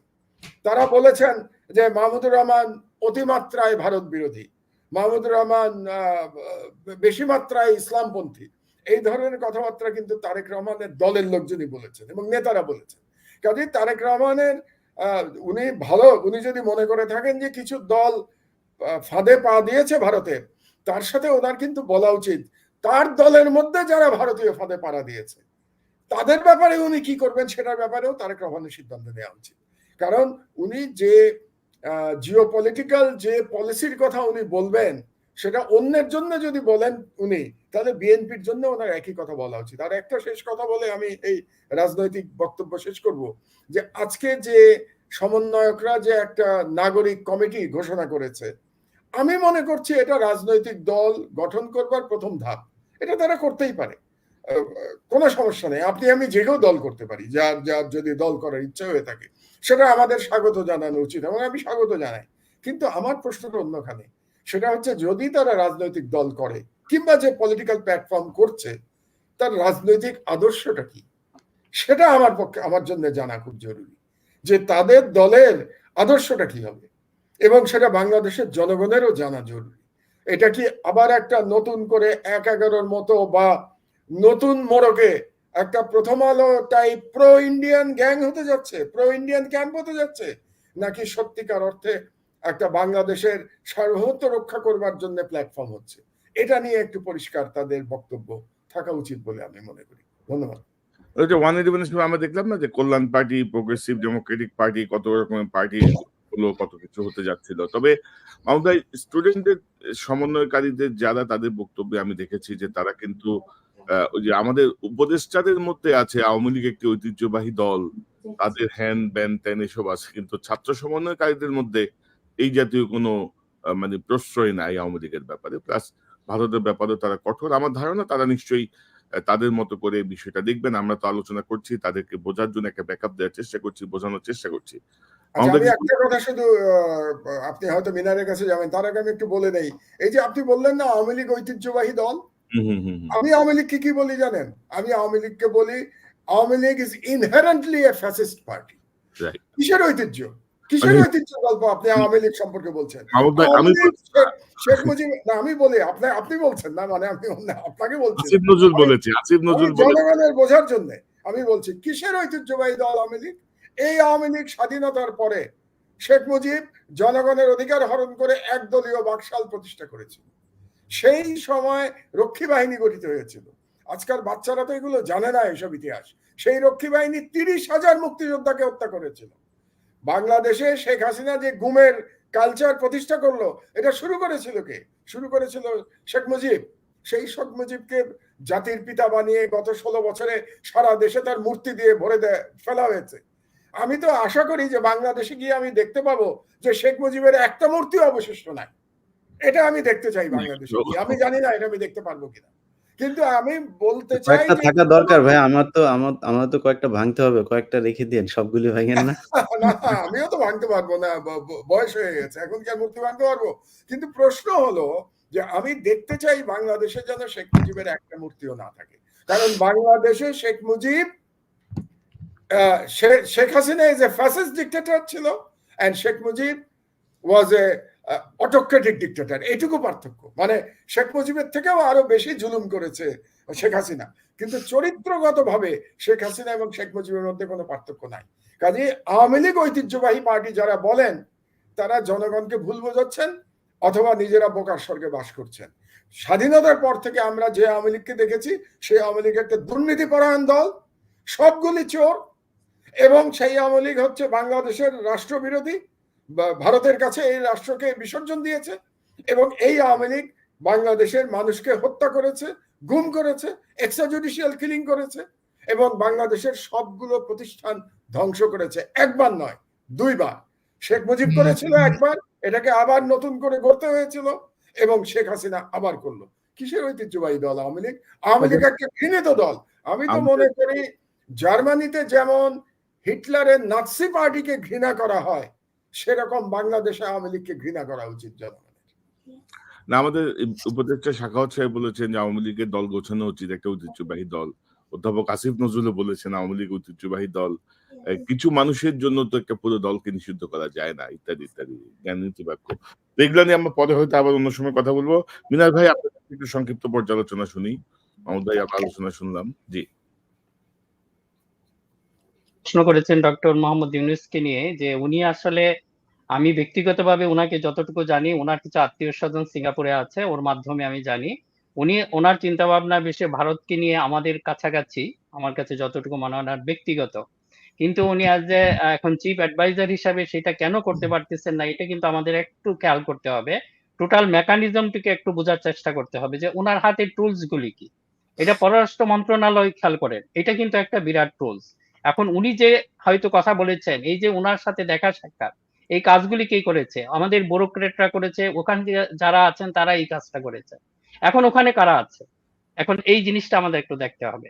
আমি যে একটা লিস্ট পেয়েছি, ওখানে যদি বলেন যে সব জায়গায় যে মিনিস্টার বা অ্যাডভাইজারদের এদের মধ্যে পিএস বলা হয়, ওখানে ডাইরেক্টর বলা হয়, director of the to the chief adviser. এখন ওখানে যে আছেন ওই ভদ্রলোকের নাম হলো সদীপ্ত আলম। আমি জাস্ট নামটা এই জন্য বলছি আপনাদের বোঝার জন্য। এই সদীপ্ত আলম কে ছিল? সে ছিল হাসিনা গভর্নমেন্টের টোটাল বেনিফিশিয়ারি একজন অফিসার। এখন আমাদের প্রশ্ন হলো, আমাদের যে এই পররাষ্ট্র উপদেষ্টা যিনি হয়েছে, এখন সে তো সমস্ত কিছু পাস করে দিবে হাসিনার কাছে কিংবা ওখানে। তা আপনি কি ফাইট করবেন? এই যে রাজনাথ যে একটা হুমকি দিয়েছে, এখন খেয়াল করেন, কেউ আপনাকে একটা হুমকি দিলে আপনি কি তখন কি বলবেন? সাইকোলজিক্যাল প্রথমে আপনি একটা চিন্তা করবেন, তার এই হুমকি থেকে আমি কিভাবে রক্ষা পাবো, কারণ আমার শরীরকে আমাকে বাঁচাইতে হবে, আমার প্রোটেকশনটা কি? আমাদের পররাষ্ট্র উপদেষ্টার কথায় তো আমি সেরকম কোনো প্রোটেকশন দেখি না, পাল্টা হুমকি দেখি না। এগুলি হয় কি, যখনই হুমকি দেয়, এই ওয়ারের গুলি হয়, সে হুমকি দেবে, আপনিও একটা হুমকি দেন, আরো আরো বড় করে দেন বা অন্যভাবে একটু কথা বলেন, কিন্তু আপনাদের এই মেও মেও শব্দতে কিচ্ছু হবে না। এটা তো আপনাদের ন্যাশনাল একটা থ্রেট, আপনারা এখন আমাদের সিকিউরিটি থ্রেট, আর আপনারা সময় চাচ্ছেন। আপনাদের দিয়ে তো আমরা আসলে ঘুমাতে পারবো না। আপনারা যদি ভালো করতেন, আমার কোনো সমস্যা ছিল না, আমাদের সমস্যা ছিল না। এই যে পররাষ্ট্র উপদেষ্টা, হ্যাঁ উনি কিছু ভালো কাজ করেছেন। আগের গুলি যখন আরো মিউ মিউ করতেন, উনি একটু প্রতিবাদ করেছেন। ওই যে একজন হিন্দু একটা মেয়েকে বিএসএফ গুলি করে মেরেছে, এর পরবর্তীতে ওনার যে রিয়াকশনটা, ইট ইজ গুড, একটু মানে শির দ্বারা একটু শক্ত হয়েছে, আমরা এপ্রিসিয়েট, আপনাকে সেটা এপ্রিসিয়েট করি। কিন্তু আপনি যে এই যে টোটাল টুলস গুলি নিচ্ছেন, এই ডক্টর ইউনুসকে আপনার বিতর্কিত, উনি তো হয়তো খুঁজে জানেন না এই কাজগুলি করে থেকে। এই যে মোদীকে যে প্রস্তাব দিয়েছে, আমি তো নিশ্চিত ডক্টর ইউনুস দেন নাই, এটা দিয়েছেন ওনার এই অফিসাররা কোনো একটা ইয়ার মাধ্যমে, এবং এদের এখানে কাকে রেখেছেন। আর সবচেয়ে যে এটা হলো, আপনি পররাষ্ট্র মন্ত্রণালয়টাকে সবচেয়ে বেশি দলীয়করণ করেছে। আপনি এখানে একটা তালিকা দেখেন, আমি হয়তো এটা বিস্তারিত বললে অনেক সময় লাগবে। সেখানে যে মেধা তালিকার প্রথম দিকে যারা আছে, তারা বঞ্চিত গত 15-16 বছর যাবত, এখনো বঞ্চিত। তাদের লিস্টটা দেখেন। আপনি কি এই যে আপনারা বলেন যে মেরিট বেসড আপনারা করবে, আপনারা তো ম্যাক্সিমাম আপনারা পলিটিশিয়ানদের সমালোচনা করেন, কিন্তু আপনারা কি দেখাচ্ছেন? আপনারা তো সেই একই ধরনের লোকগুলিকে, যারা তেলবাজ, যারা দলীয়বাজ বা এই ধরনের নীতিহীন, তারপরে তাদের ভিতর কোনো আসলে মেধা নেই, মেধাহীন বা কম মেধা সম্পন্ন, এদেরকে তো আপনি ধরে রাখছেন। কিসের বদৌলত এটা করছেন? আপনারা তো কিছুটা শো করতে পারেন নাই। এখন এই যে পররাষ্ট্র মন্ত্রণালয় আপনি যান, আপনাদের টপ লিস্ট, আমার কাছে একটা সহকারী সচিবদের একটা লিস্ট এসেছে, যে প্রথম আছেন ওনার মধ্যে তাকে এভাবে বঞ্চিত করে রাখা হয়েছে। কিসের জন্য রাখছেন আমরা জানি না। এখন আপনারা যদি রিয়েলি ফাইট করতে চান, এই প্রস্তুতিগুলি তো আমাদের দেখাইতে হবে। না, আপনাদের পররাষ্ট্র মন্ত্রণালয় এটা একটা টুলস। এটা যে যদি আপনি এই দুর্বলতাগুলি রাখেন, এখানে ওদের স্পাই রাখেন, আপনি যা কিছু বলবেন না ওদেরকে বলে দিবে, আপনারা তো কোনো কিছু কাজ করতে পারবেন না। এই যে ডক্টর ইউনূসের বা এই সরকারের যে এই যে আমরা দুদুল্যমানতা বা একটু গো স্লো যাওয়ার এগুলি দেখছি, এটা তো সত্যি। এটা হচ্ছে একমাত্র এই কারণেই। আপনারা কিছু মিনার ভাই, প্রথম প্রবণতা হচ্ছে যে গোপনীয়তা থাকছে না কি নতুন সরকারের। দ্বিতীয়ত হচ্ছে তারা যেহেতু হাসিনার আশীর্বাদ পুষ্ট, হাসিনার দ্বারা এতদিন ধরে ২ নাম্বারি করে আসছে, তারা বিভ্রান্ত করার চেষ্টা করবে নতুন সরকারকে, যেন সাকসেসফুল হতে না পারে। এটা হচ্ছে জি, জি, এক্স্যাক্টলি সেম। আরেকটা হয়েছে কি, এখানে হয়তো ভুলে যাব, ওখানে আপনার একজন নিয়োগ দিয়েছেন পররাষ্ট্র সচিব হিসাবে, mister Jasimuddin. He is a nice man, যতটুকু জানি ইজ ট্যালেন্টেড। ওনাদের ব্যাচে সম্ভবত উনি 3rd হয়েছিল। আমার কাছে সবচেয়ে আকর্ষণীয় হয়ে গেল এই মেরিটোক্রেসিটা, যে ওনাদের মেরিট বেস যদি আসে যেই হোক, সেটাকে আমরা এপ্রিসিয়েট করব। এটাকে আপনারা অবশ্যই একটা প্রশংসার যোগ্য।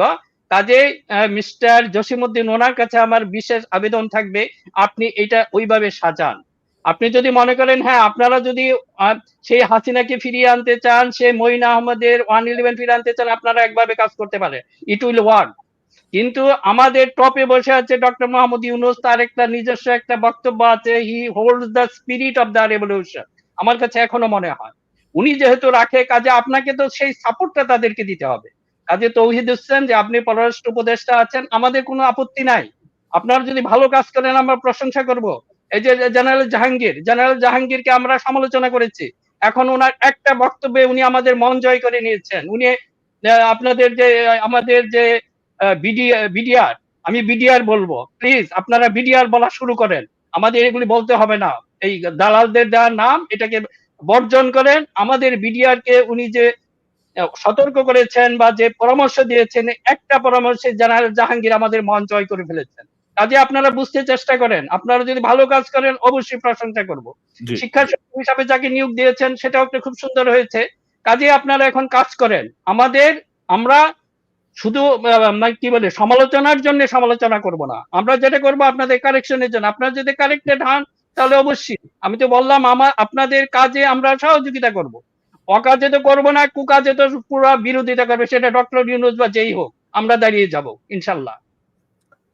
জি মিনার ভাই, আপনি আমরা অবশ্যই আমরা চাই যে সরকার স্টেবল হোক, আমরা লক্ষ্যে পৌঁছাক, বিপ্লবের লক্ষ্য সেটা নিয়ে আমরা যাব। তার আগে একটা ইনফরমেশন শেয়ার করি। এইমাত্র একজন আমার একটা সোর্স থেকে একটা ইনফরমেশন পেলাম যে আমাদের রাষ্ট্রপতি শাহাবুদ্দিন চুপ্পু, তিনি দুবাইয়ে তার পিআর এবং বিজনেস এর সবকিছু আছে আর কি। মালয়েশিয়া সেকেন্ড হোম আছে, দুবাইতেও তার পিআর আছে আর কি। তো আমি দেখি একটু পরে আমার ফেসবুকে দিয়ে দিব তথ্যগুলো। তো ইলিয়াস, আপনি কিভাবে দেখছেন এই যে আমরা যে আলোচনা করছি, আপনার কাছ থেকে একটু আমি মতামত। শেষে একটু আশার কথা বলি। আমাদের হতাশার কথা তো অনেক বললাম। এটা হচ্ছে যে দেখেন, এই যে কয়দিন আগে যে আন্দোলনটা হলো, এখান থেকে মানে শুধু আমার আপনার না, যারা এখন ক্ষমতায় আছে বা আজ থেকে 50 বছর পরেও বাংলাদেশে যারা ক্ষমতায় আসবে কোনোদিন, তাদের একটা লেসন নেওয়া খুব জরুরি যে শেখ হাসিনার মতো দুর্দান্ত প্রতাপশালী একজন, আমি মনে করি শেখ মুজিবের চাইতেও ভয়ঙ্কর ক্ষমতাশালী ছিল। শেখ মুজিব তো আসলে তার ভেতরে কিছু জিনিস ছিল, সে মানুষকে মানে চালাকি করে হলেও মানুষকে খুব কাছে টানতো, মানুষের সাথে মিশে যেতে পারতো, এই কিছু মানে ধান্দাবাজি টাইপের তার ছিল, গুণাগুণ তার মধ্যে ছিল। না, আমি শেখ মুজিবকে নিয়ে যে মাহমুদ ভাই যে কথাটা বলেছে না ভাই, যে কিছু মানুষ আছে যে এখনো শেখ মুজিবকে বঙ্গবন্ধু, আমাদের একজন উপদেষ্টার পেছনেও মাঝখানে দেখলাম যে এখনো শেখ মুজিবের ছবিটা ঝুলানো, মানে তাকে বিতর্কের ঊর্ধ্বে রাখার একটা চেষ্টা। এই গোড়ায় হাত না দিলে না, আওয়ামী লীগ একটা ঐতিহ্যবাহী একটা সংগঠন, জীবনটা শুরুই হয়েছে চুর। যখন কিনা শামসুল হক সাহেবকে যখন কিনা জেলখানায় ঢুকানো হয়, শেখ মুজিব নিচে মনে হয়েছে তিনি হবেন, সাধারণ সম্পাদক হবে, হয়ে গেছে। তিনার মনে হয়েছে কখনো তার আগে আরো ৩ জন জয়েন্ট সেক্রেটারি ছিল। এই যে এই মাহমুদ ভাই কারেকশন করেন যদি ভুল বলি, এই যে খন্দকার মুস্তাক তো শেখ মুজিবের আরো 2 জনের আগে ছিল। হ্যাঁ, তাকে সিনিয়র ছিল। টপকে তারপরে শেখ মুজিব চলে আসলো ১ নাম্বারে। নিজের ইচ্ছা হইলো তাই প্রেসিডেন্ট হয়ে গেল। এরপরে এই মাওলানা ভাসানী, সেটার প্রতিষ্ঠাতা, ভাসানীর নামই না, এটার নাকি সবকিছু শেখ মুজিব। সো এটার প্রতিটি পরতে পরতে চিটারি বাটপারি করে শেখ মুজিবের জন্ম, এবং শেষ পর্যন্ত তারা এই চিটারি বাটপারি করে যাচ্ছেন। এখন এই যে এরকম দুর্দান্ত প্রতাপশালী একটা সরকার যে এই পতন হলো না, এটা থেকে ভবিষ্যতে যদি কারো ইচ্ছা থাকে, আমরা যা যা বললাম, আপনাদের কাছে যা যা শুনলাম, সবকিছু মাথায় রেখেই একটু চিন্তা করতে বলবো যারা এখন গভর্নমেন্টে আছেন কিংবা সামনে আসবেন। ডক্টর মোহাম্মদ ইউনূসের প্রতি আমার যথেষ্ট রেসপেক্ট। তিনি সারা জীবন বাংলাদেশের বাইরে বিভিন্ন সভ্য জাতির সাথে চলাফেরা করেছেন। তিনি বাংলাদেশকে এমন একটা জায়গায় আমার বিশ্বাস দিয়ে যাবেন, সারা জীবন যাতে মানুষ ডক্টর মোহাম্মদ ইউনূসকে স্মরণ করে। কিন্তু যদি নাকি কোনো কারোর পাল্লায় পড়ে কিংবা অন্যান্য যেসব ঘাপটি মেরে থাকা, যেগুলোকে ডক্টর মোহাম্মদ ইউনূস হয়তো জেনে হোক না জেনে হোক বিশ্বাস করে আশেপাশে নিয়ে এসে, যদি আমি এখনো বলছি না যে এটা হবে, কিন্তু যদি করার ইচ্ছা থাকে, তাহলে এই দেশের মানুষের পালসটা একটু চিন্তা করার বলবো যে যেই জাতি এই মাত্র 1 মাস হয় নাই নিজের সন্তান মারা গিয়েছে, তার সন্তানের লাশ ধরে তারপরে বলছে যে আমার সন্তান মারা গিয়েছে, আমার কোনো কষ্ট নাই, আমার সন্তান এই দেশের জন্য জীবন দিয়েছে। একটা গুলি করছে, তারপরেও বুক এরকম করে দাঁড়িয়ে আছে যে আরেকটা গুলি করো।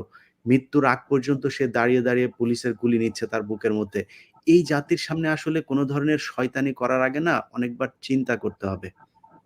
এই যে একটা বিশাল একটা প্রতাপশালী সরকারের যে পতন হলো, এই জায়গায় আসতে আমার মনে হয় যে কারোরই, সেটা তারেক রহমান হোক আর শফিকুর রহমান হোক অথবা ডক্টর মোহাম্মদ ইউনূস হোক, যেই হোক, এই শেখ হাসিনার জায়গায় আসতে আরো 50 বছর সাধনা করতে হবে। এরকম সুন্দরভাবে প্রশাসনের সব জায়গায় পরতে পরতে নিজের লোকজন বসানো, এটা মানে শেখ হাসিনা যদি বিশ্বাস করেন, যদি ভালো মানুষ হইতো, আমি এরকম একটা সরকার বাংলাদেশে চাইতাম, যে এত সুন্দরভাবে 15 বছর কোনো হরতাল নাই, অবরোধ নাই, সুন্দরভাবে দেশ চালানোর সুযোগ পেয়েছে। খালি শয়তান না হলে অনেক কিছু করতে পারত। শেখ হাসিনার কিন্তু এই জায়গায় ক্রেডিট দিতে হবে যে সে প্রশাসনের ভেতরে তার সব শয়তানের চেলাপেলা যা আছে এগুলোকে এমন সুবিন্যস্তভাবে সাজাতে পেরেছিল। তো এই জিনিসগুলো আমি মনে করি যে যারাই যাই করুক চিন্তা করতে হবে যে আমাদের সামনের দিনগুলো যদি নাকি তার মাথায় খারাপ কোনো কিছু কারোর থেকেও থাকে সেই জায়গায় আর কেউ কখনো যাবে না। আর আপনারা যেই কথাটা বলছেন যে রাষ্ট্র সংস্কার বা যেটাই হোক যদি করতে হয় না কনক ভাই, আমি মনে করি এ হয়তো চিন্তা করে অনেকেই হয়তো এটা নিয়ে আলোচনা শুরু করেছেন। তা আমি মনে করি যে একদম শুরু থেকে এই সংবিধান সংশোধন না। আপনি যদি দেখেন যে সেই ৭২ যখন শেখ মুজিব দেশে এসেই ৬ মাস ৭ মাসের ভেতরে সে সংবিধান একটা করে ফেললো। সেই সংবিধান আবার সেই গণপরিষদের ৪৩০ জন সদস্যের মধ্যে তার পছন্দের ৩৪ জনকে নিয়ে তিনি একটা তৈরি করলো। তৈরি করে নিজের মন মতো যা মনে চায় তাই একটা সংবিধান বানায় ফেললো। আমি মনে করি সংবিধানটা পরিবর্তন হওয়া দরকার এবং বাংলাদেশের সংবিধানের সাথে আমি যতটুকু সংবিধানের যেই কয়টা আমি পুরো পড়ি নাই কিন্তু কিছু, কিছু গুরুত্বপূর্ণ জায়গা আমার পড়ার সুযোগ হয়েছে। সেটার সাথে যদি আমাদের যে স্বাধীনতার ঘোষণাপত্র আপনি মেলান, ভাই কিচ্ছু নাই। স্বাধীনতার ঘোষণাপত্রের সাথে আমি মনে করি একদম সাংঘর্ষিক একটা সংবিধান আমাদের ৭২ এ শেখ মুজিব দিয়ে গিয়েছিল এবং আমি সেই সংবিধান আপনি যদি উইকিপিডিয়াতেও আমাদের সংবিধানের মানে কি বলে এটা প্রতিষ্ঠার যে ইতিহাস সেটা পড়েন না সেখানে দেখবেন বলা আছে যে বাংলাদেশের সংবিধান ভারত এবং যুক্তরাজ্যের আদলে তৈরি করা। যুক্তরাজ্যের সংবিধান তো লিখিতই না। নাম দেওয়া হচ্ছে শুরুতে ভারত, অর্থাৎ ভারত যেটা দিয়ে গিয়েছে সেইটাই এই দেশের সংবিধান হয়েছে। অতএব এই সংবিধানটা পরিবর্তন করা খুব জরুরি। আর ভারতের যেই দাদাগিরি এতদিন যে আলোচনা আপনারা এতক্ষণ করলেন, আমি মনে করি ভারতকে এখন নিজেদের জিনিসটা আমি কিছুক্ষণ আগে কয়েকটা পত্রিকাতে দেখলাম যে তাদের ৬০ কিলোমিটার অলরেডি ওই দিক থেকে এই চীন দখল করে নিয়েছে। তো ভারতের এখন নিজের দেশটা নিয়ে একটু চিন্তা করা উচিত। নিজের দেশের প্রতিটা মানুষের বাথরুম তৈরি করা হয়েছে কিনা এখন পর্যন্ত এগুলো নিয়ে চিন্তা করে তারপর বাংলাদেশের দিকে চোখ তাকানো। বাংলাদেশের 18 কোটি মানুষ শর্ট টাইম ট্রেনিং নিয়ে ভারতের বিরুদ্ধে যুদ্ধ করার জন্য সবাই প্রস্তুত। এই দেশের দিকে তাকাইলে না সবার আগে ওইদিকে পশ্চিম পাকিস্তান আছে। তারা কিন্তু আমাদের ঘোষণা দিয়ে দিয়েছে। যদি প্রয়োজন হয় পারমাণবিক বোমা তারা আমাদের জন্য ব্যবহার করতে প্রস্তুত আছে। সো এই জিনিসগুলি ভারতকে মাথায় রাখতে হবে যে ভারতের এই চারপাশে যারা, যারা আছে এখন কেউই নাই। আমরা এখনো প্রস্তুত তাদের সাথে বন্ধুত্বপূর্ণ সম্পর্ক রাখতে। যদি বন্ধুত্বপূর্ণ সম্পর্ক যদি লেভেলে থাকে আসেন আমাদের সাথে কথা বলেন। আদারওয়াইজ এইভাবে হুমকি দিয়া বাংলাদেশের মানুষরে খুব বেশি কিছু করা যাবে বলে আমি মনে করি না। মানে ৫২ বছর আগের বাংলাদেশ আর এখনকার বাংলাদেশ এক না। বাংলাদেশের মানুষের সচেতনতার লেভেল বা প্রতিরোধের লেভেল ডিফারেন্ট। কোন ভাই ৭২ বছর আগেও না ৫২ বছর আগেও না বাংলাদেশের মানুষ আসলে এই পাকিস্তানের এই ফাঁদে পা দেয় নাই। আমার যতটুকু মনে হয়েছে যে ৭০ এর যেই এই বন্যাটা ছিল সেই বন্যাটা একটা টার্নিং পয়েন্ট ছিল। আরেকটা টার্নিং পয়েন্ট ছিল ভাসানীর এই শেখ মুজিবের হাতে সবকিছু ক্ষমতা দিয়ে দেওয়া নির্বাচনে সে যাবে না তাকে নির্বাচনে পাঠালে এগুলোর কারণে খুব মানে ভারতীয় গোয়েন্দা সংস্থা খুব সহজ হয়েছে শেখ মুজিবকে দিয়ে যা মনে চায় সেটাই করানো। তো ওই সময় না মানুষ এইভাবে পাকিস্তানের বিরুদ্ধে নেমে আসে না ভারতের এই কথায়। এখন পরিস্থিতি তো আরো বেশি ভিন্ন। তো আমরা অনুষ্ঠানের শেষ দিকে একেবারে মাহমুদ ভাই একটা বিষয় আপনাকে মন্তব্য নিতে চাই। নতুন করে বুদ্ধিজীবীরা আবার মাথাচাড়া দিয়ে উঠছে। আপনি জানেন যে মুক্তিযুদ্ধ জাতীয় সঙ্গীতকে কটাক্ষ করায় নিন্দা জানিয়ে ৪৮ নাগরিকের বিবৃতি। এখানে একটি যে জায়গাটা আমার মাথায় এসেছে সেটি হচ্ছে যে তারা বলছেন যে আমরা গভীর উদ্বেগের সঙ্গে লক্ষ্য করছি আচ্ছা, আচ্ছা। তারা বলছে যে বিবৃতিতে বলা হয় জামাতের আমির অতীত বলতে যে মুক্তিযুদ্ধের ইতিহাসকে বোঝাতে চেয়েছেন তা আরো পরিষ্কার হয় ৩রা সেপ্টেম্বর সংবাদ সম্মেলনে। আচ্ছা এই আজমির সংবিধান এবং জাতীয় সঙ্গীত পরিবর্তন দাবির মধ্য দিয়ে যেমন জামাতের আমির ডাক্তার শফিক তিনি বলেছিলেন যে আমরা অতীত নিয়ে মানে কি বলবো অতীত নিয়ে টানাটানি না করে আমরা সবাইকে ক্ষমা করে দিলাম এরকম একটি বক্তব্য দিয়েছেন এবং তারা এই অতীতকে ব্যাখ্যা করেছেন যে জামাতের আমির বলেছেন মুক্তিযুদ্ধকে ভুলে যেতে। মানে এরকম একটা পরিস্থিতি সৃষ্টি করছেন তারা এবং নতুন করে আমরা দেখছি যে এখানে স্বাক্ষর করেছেন ৪৮ জনের মধ্যে যাদের নাম দেওয়া হয়েছে তাদের মধ্যে আছেন সিরাজুল ইসলাম চৌধুরী, সুলতানা কামাল, রাশেদা কে চৌধুরী, খুশি কবির, পারভিন হাসান, আনু মোহাম্মদ, জেডাই খান পান্না, ইফতেখারুজ্জামান শামসুল হুদা, সুব্রত চৌধুরী, এরকম বেশ কয়েকটি নাম তারা দিয়েছেন। তো মাহমুদ কি মনে করেন সিরাজুল ইসলাম চৌধুরীর শহীদুল আলম মানে ভাই কোন শহীদুল আলম? আমি প্রথমেই আপনাকে যেটা বলি, আপনি বলেছেন যে জি বুদ্ধিজীবীরা, আমি এদের বুদ্ধিজীবী। বুদ্ধিজীবী বলি না তো, এরা ভারতীয় দালাল। আপনি যাদের নাম বললেন তাদের অধিকাংশই 99% ভারতীয় দালাল। তো এটা বলা উচিত যে ভারতীয় দালালরা বিবৃতি দিয়েছে। মানে আর আমি এই যেটা যে মুক্তিযুদ্ধের কথা এরা বলে, এই মুক্তিযুদ্ধ করে করে কিন্তু বাংলাদেশকে তারা ডিভাইড করে রেখেছে 52 বছর ধরে, এবং ডিভিশনের চূড়ান্ত করেছিল শেখ হাসিনা। এটাকে আমাদের এবং ওদের এরকম একটা দুই ভাগ করে রেখেছিল ভারতের সুবিধার জন্য, যাতে ভারত আমাদের উপরে তার হেজেমনি চালাতে পারে। এই কারণেই দেশকে এইভাবে ডিভাইড করে রেখেছিল। এবং না, তবে এই মাহমুদ এদের ব্যাখ্যা করা কৌশলটা দেখেন, মানে জামাত ইসলামের আমির বলছে যে দল হিসেবে আমরা সবাইকে ক্ষমা করে দিলাম অতীতের সকল কিছু, অর্থাৎ কে যেন ব্যক্তিগত আক্রোশ চরিতার্থ না করে তিনি মামলার কথা বলেছেন। জি মাহমুদ সরি। জি, না জামাত কি বলেছে সেটা আমি বাদ দেই। আসলে এরা কিন্তু, যেটা আমাদের সবাইকে সাবধান থাকতে হবে এবং সরকারকে সাবধান থাকতে হবে, এরা কিন্তু সুযোগের সন্ধানে থাকবে, এটা মনে রাখবেন আপনি।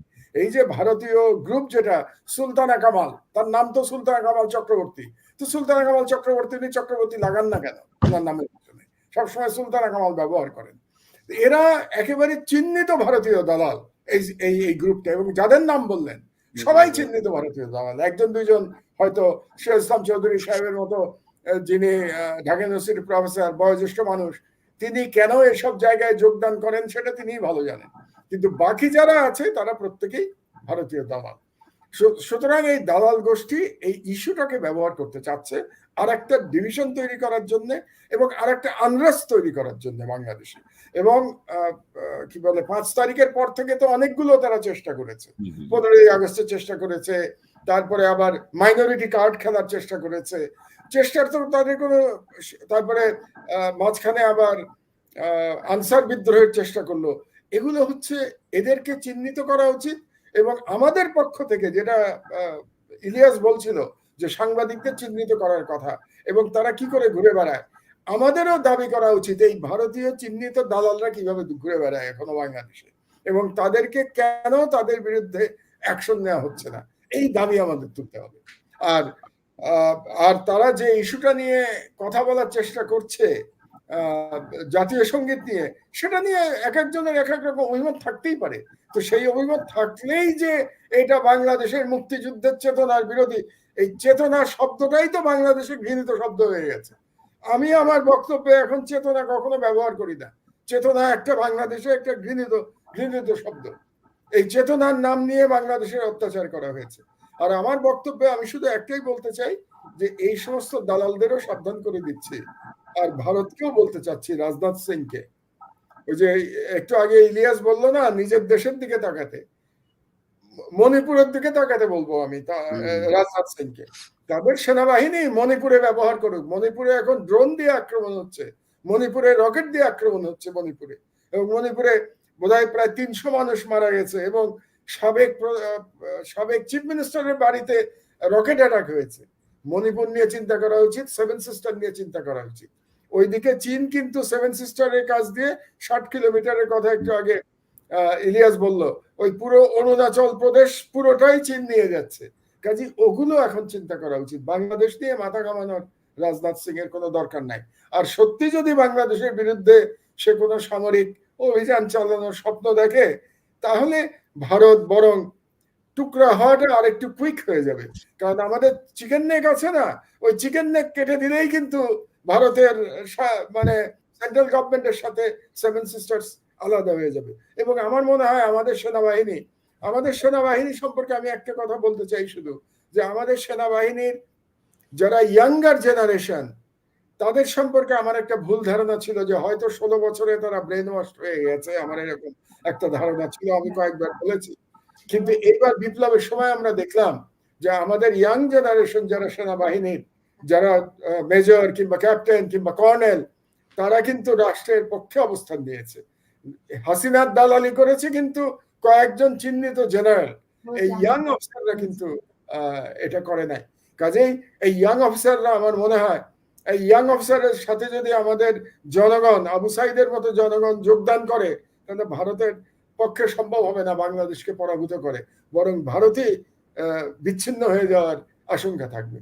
তো এটা বলেই আমার বক্তব্য। জি মহোদয় ধন্যবাদ। আসলে আমি প্রসঙ্গটা আনলাম যে বুদ্ধিজীবীরা আবারও চেষ্টা করছে অন্যরকম ভাবে, কথিত বুদ্ধিজীবী আর কি, দালাল, ভারতীয় দালাল। আপনি এদেরকে ভারতীয় দালাল বলেন, বুদ্ধিজীবী বলেন না। এবং এদের নিউজ কোথায় সবচেয়ে বেশি গুরুত্ব পায় জানেন? প্রথম আলোতে। আপনি সবসময় দেখবেন এদের নিউজ প্রথম আলোতে গুরুত্ব পায়। কারণ বাংলাদেশে যে কালচারাল হেজেমনি, কালচারাল অ্যাগ্রেশন চলছে ভারতের তরফ থেকে, সেই কালচারাল অ্যাগ্রেশনে বাংলাদেশে 1 নম্বর এজেন্ট হচ্ছে প্রথম আলো গ্রুপ।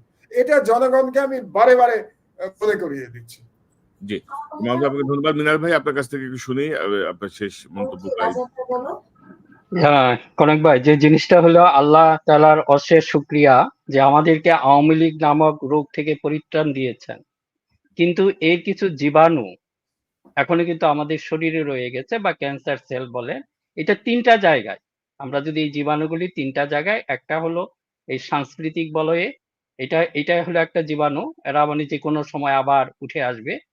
আবার আরেকটা আছে প্রশাসনে হলো সিভিল প্রশাসনে, সেখানে কিছু জীবাণু রেখে গেছে, এবং সামরিক যে আমাদের যে প্রশাসন সেখানে আছে।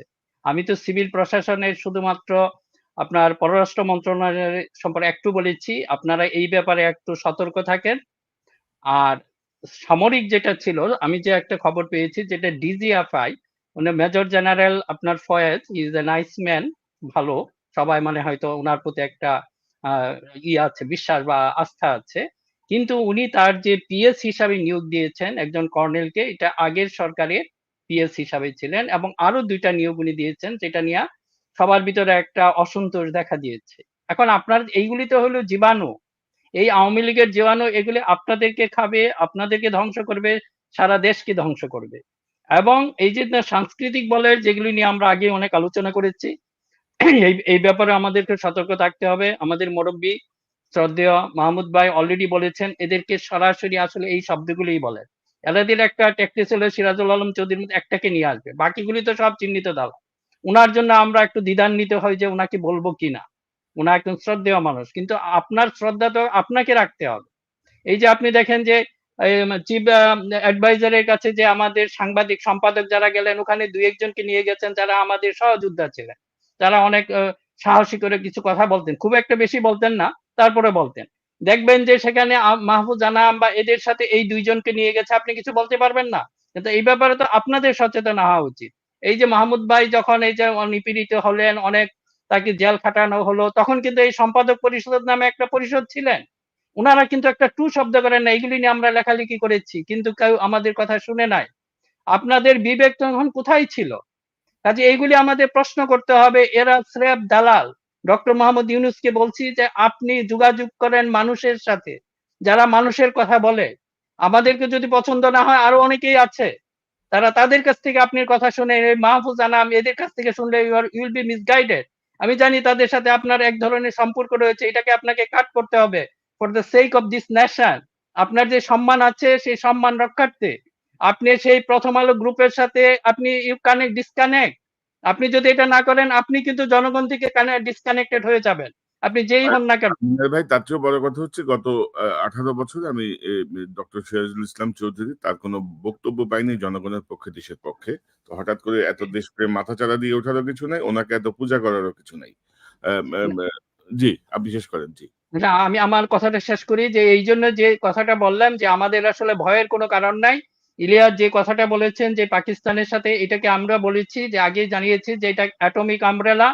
সেটা অ্যাটমিক আমব্রেলা যদি এগুলিতে আমাদেরকে যে একটা ভয় দেখায়, দেখেন এরা এই যে সিরাজুল আলম খান, এদের কাজ হলো, এবং আরেকটা ছিল আপনার ওই যে জাফর ইকবাল, যে পাকিস্তানের নাম লেগে আগে তাকে তার নাকি মুখ ব্রাশ করে ফেলতে হতো। এটা করেছে এই জন্যেই আমরা কোনো অবস্থাতেই যেন আমাদের এই হুঁশটা না ফিরে, যে আমরা আমাদের দরকার পড়লে অ্যাটমিক আমব্রেলা আমরা ব্যবহার করে এবং ইন্ডিয়াকে একটা সমুচিত জবাব দিতে পারবো। এই কথাগুলি কিন্তু আমাদের প্রশাসন থেকে আসা উচিত ছিল। যেহেতু এটা আসে না, আমি আশা করব যে আমাদের ছাত্র সমন্বয়ক যারা আছেন তারা হয়তো যদি একটু খেয়াল করেন, আমাদের এই কথায়, আমাদের বডি ল্যাঙ্গুয়েজে তারা বুঝতে পারবেন আমরা আসলে কি চাচ্ছি। আমরা যেন এদের মাধ্যমে একটা যোগাযোগ সৃষ্টি হোক। আমরা মনে হয় পরবর্তী সময়ে যদি সম্ভব হয় সমন্বয়কদের আমাদের সাথে ইনক্লুড করে আমরা তাদের সাথে হয়তো মত বিনিময় করতে পারি। এতে হয়তো দেশ ও জাতি আরো উপকৃত হবে। এই সমস্ত দালালকে প্রতিরোধ করা, এই সমস্ত জীবাণুকে, আমি যে 3টা জায়গার জীবাণু বললাম, এই জীবাণুদেরকে সমূলে বিনাশ করা, এটা আমাদের পক্ষে সহজ হবে। এছাড়া এই জাতির কোনো মুক্তি নাই। ধন্যবাদ আপনাদের। জি, ধন্যবাদ। ইলিয়াস, আপনার কাছ থেকে একটু আপনার সর্বশেষ আমি পর্যবেক্ষণ। আজকে কনক ভাই আপনার এই অনুষ্ঠানটা যখন চলছিল, এই অনুষ্ঠানে এর আগে একবার আমরা মাহমুদ ভাইয়ের সাথে ছিলাম। ওই দিন বোধহয় মিনার ভাই ছিল না, আমরা 3 জন। তো প্রচুর কমেন্ট ছিল সেইখানে যে দেশে আয়, দেশে এসে কথা বল।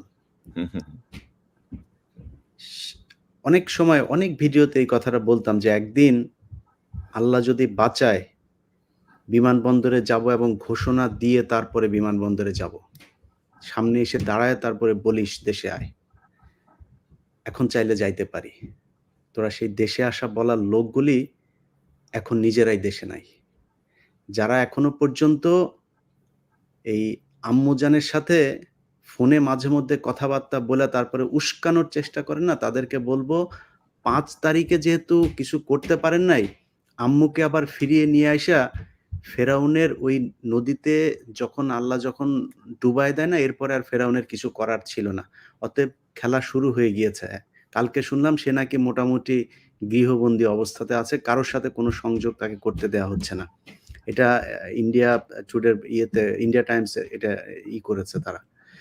তো এখন এই যারা মাঝে মধ্যে উনি ইউনিয়নের সভাপতি, উপজেলার সভাপতিকে ফোন দিয়া তারপর উস্কানোর চেষ্টা করছেন, শেখ হাসিনা জীবনে কিন্তু তারে ফোন দেওয়ার কথা না, কিন্তু ফোন দিচ্ছে কেন? কারণ তার উপরে আর কেউ নাই যাকে সেই দায়িত্বটা দিবে। তো দেশে থেকে এখনো যারা সাংবাদিক বলেন, আমলা বলেন আর আওয়ামী লীগ বলেন এই হাসিনার উস্কানিতে কিছু করার চেষ্টা করবেন না, তাদেরকে বলবো সাবধান হয়ে যান। এখন সময় এসে আমাদের বলার তোরা দেশে আয়। ইউটিউব খোলেন, ফারজানা রূপা কি বলে টক, তারপরে নাইমুল ইসলাম খান, কি বলবো, এরকম ইউটিউব চ্যানেল এক একজন এক একটা খোলেন, খুলে তারপরে কথা বলেন। আপনাদেরকে মিস করতেছি, অনেকদিন দেখি না, দেখতে মন চায়। কথা বলেন, আপনারা শুনি। এখন বাংলাদেশে গুতাগুতি করে তারপরে আবার বিপ্লব ঘটায় শেখ হাসিনারা বসাবেন, আল্লাহ মনে হয় এই জন্য এতগুলো মানুষের জীবন নেন নাই। আর ভারতের বিষয়টা যেটা বলবো, যেটা এতক্ষণ ধরে বলছিলাম, ভারতের শুধু একটা ভাই আমাদের নেতৃত্ব দরকার ভাই, একটা মানে একজন মানুষ দরকার যেই মানুষটা ভারতকে টুকরা টুকরা করে দিতে পারে। আজকে মণিপুরে যেটা হয়েছে, তাদের সাবেক সেই মুখ্যমন্ত্রীর ওইখানে বাড়িতে যে হয়েছে আপনার রকেট হামলা, এটা ছোটখাটো কোনো হামলা না, রকেট হামলা হয়েছে। এইদিকে চীন নিয়ে নিয়েছে অরুণাচলের অনেকটুকু জায়গা, তার উপরে ওইদিকে কাশ্মীরে তো অবস্থা খারাপই, 470 নিয়ে এমনিতেই অনেক ঝামেলা চলছে। ওইদিকে আবার খালিস্তান করার জন্য, স্বাধীন করার জন্য আগে থেকেই যুদ্ধ চলছে। আর পাকিস্তান তো বসেই আছে এরকম একটা সমস্যা তৈরি হলে। শুধু বাংলাদেশ আর পাকিস্তান, দুই দেশে যদি দুইজন যদি নাকি মানে সরকার প্রধান থাকে না, যিনি কিনা অন্তত মানে কিছু না, খুব মানে ভালো কিছুর দরকার নাই, শুধু এইটুকু চায় যে তার নিজের দেশটা স্বাধীন করবে ভারত থেকে, ভারত দখল করার দরকার নেই, তাইলেই ভারত খণ্ড খণ্ড হয়ে যাবে। এবং আমরা মনে করি সেই দিনটা খুব বেশি দূরে না, যে ভারত তার যে অখণ্ড ভারতের স্বপ্ন ছিল সেটা তো পূর্ণ হবেই না, নিজের দেশ খণ্ড খণ্ড সেটা থেকে বাঁচানোর জন্য আমাদের কাছে এসে সাহায্য চাবে, ভাই আমাদের একটু সাহায্য করো। সেদিনের অপেক্ষায় থাকলাম। জি, ইলিয়াস, আপনাকে ধন্যবাদ। আজকে যারা যোগ দিলেন, মাহমুদ ভাই, ইলিয়াস, হুসেন, মিনার রশিদ, আপনাদের 3 জনকে অসংখ্য ধন্যবাদ। এবং আমরা যে কথাটি ফাইনালি বলতে চাই, রাষ্ট্র সংস্কার বা রাষ্ট্র মেরামত যাই করেন তাড়াতাড়ি করেন। 111 এর কুশীলব বা হাসিনার অনুসারীদেরকে বিভিন্ন জায়গায় পদায়ন করে রাষ্ট্রের সংস্কারও হবে না, রাষ্ট্রের মেরামতও হবে না, বরঞ্চ আপনারাই লেজে গোবরে পাকিয়ে ফেলবেন। ডক্টর ইউনূসের প্রতি এখনো আমাদের আস্থা আছে, তার প্রতি আমরা বিশ্বাস রাখতে চাই যে তিনি দেশকে ভালোবেসে দেশকে একটি গ্রহণযোগ্য নির্বাচনের ব্যবস্থা করবেন এবং এই জন্য যা যা পদক্ষেপ নেওয়া তিনি সেটি গ্রহণ করবেন। এবং এর বাইরে কোনো বাড়াবাড়ি যদি হয়, আমরা তো সজাগ দৃষ্টি রাখছি, কাউকে ছাড় দেওয়া হবে না ইনশাল্লাহ। অতিথিদের আবারও ধন্যবাদ। নিশ্চয়ই নিকট ভবিষ্যতে আমরা আবারও কথা বলবো। দর্শক, এতক্ষণ যারা অনুষ্ঠান শুনলেন, নিশ্চয়ই আপনার এই আলোচনার মর্মার্থ উপলব্ধি করতে সক্ষম হবেন। আমরা বেশ কয়েকটি প্রসঙ্গ নিয়ে কথা বললাম এবং যার মোদ্দা কথা হচ্ছে যে এই দেশকে আমরা একটি গণতান্ত্রিক সুন্দর রাষ্ট্রে ফিরে যেতে দেখতে চাই, কিন্তু ফ্যাসিবাদের বিভিন্ন শক্তি এখনো মাথাচাড়া দিচ্ছে বিভিন্ন জায়গায় এবং তাদেরকে পৃষ্ঠপোষকতা করছে এই ডক্টর ইউনূস সরকারের কিছু উপদেষ্টা, কিছু আমলাকে পুনর্বাসন করা হচ্ছে যারা এই সরকারের জন্য হুমকি হয়ে উঠতে পারে। আমরা চাই যে ডক্টর ইউনূসের ক্ষমতা আরো শক্তিশালী হোক, একক ক্ষমতায় তিনি রাষ্ট্র পরিচালনা করেন। সেনাবাহিনীর বেশ কিছু বিষয় আছে যেগুলো আমাদের চোখে ঠিক ভালো ঠেকছে না। আশা করি ডক্টর ইউনূস পূর্ণ নিয়ন্ত্রণ নেবেন সকল বাহিনী এবং সকল কিছুর উপরে। প্রয়োজনে উপদেষ্টা পরিষদে তিনি সংস্কার করবেন। অনেককে বাদ দিতে হবে। অনেক নতুন ভালো মানুষ আছে যাদেরকে উপদেষ্টা পরিষদে অন্তর্ভুক্ত করতে হবে দেশের স্বার্থে। দর্শক, এই চ্যানেলটি সাবস্ক্রাইব করে আমাদের পাশে থাকুন। এই চ্যানেলের মেম্বারশিপ নিয়ে আমাদের পাশে থাকুন। আবারও দেখা হবে ইনশাআল্লাহ। আসসালামু আলাইকুম।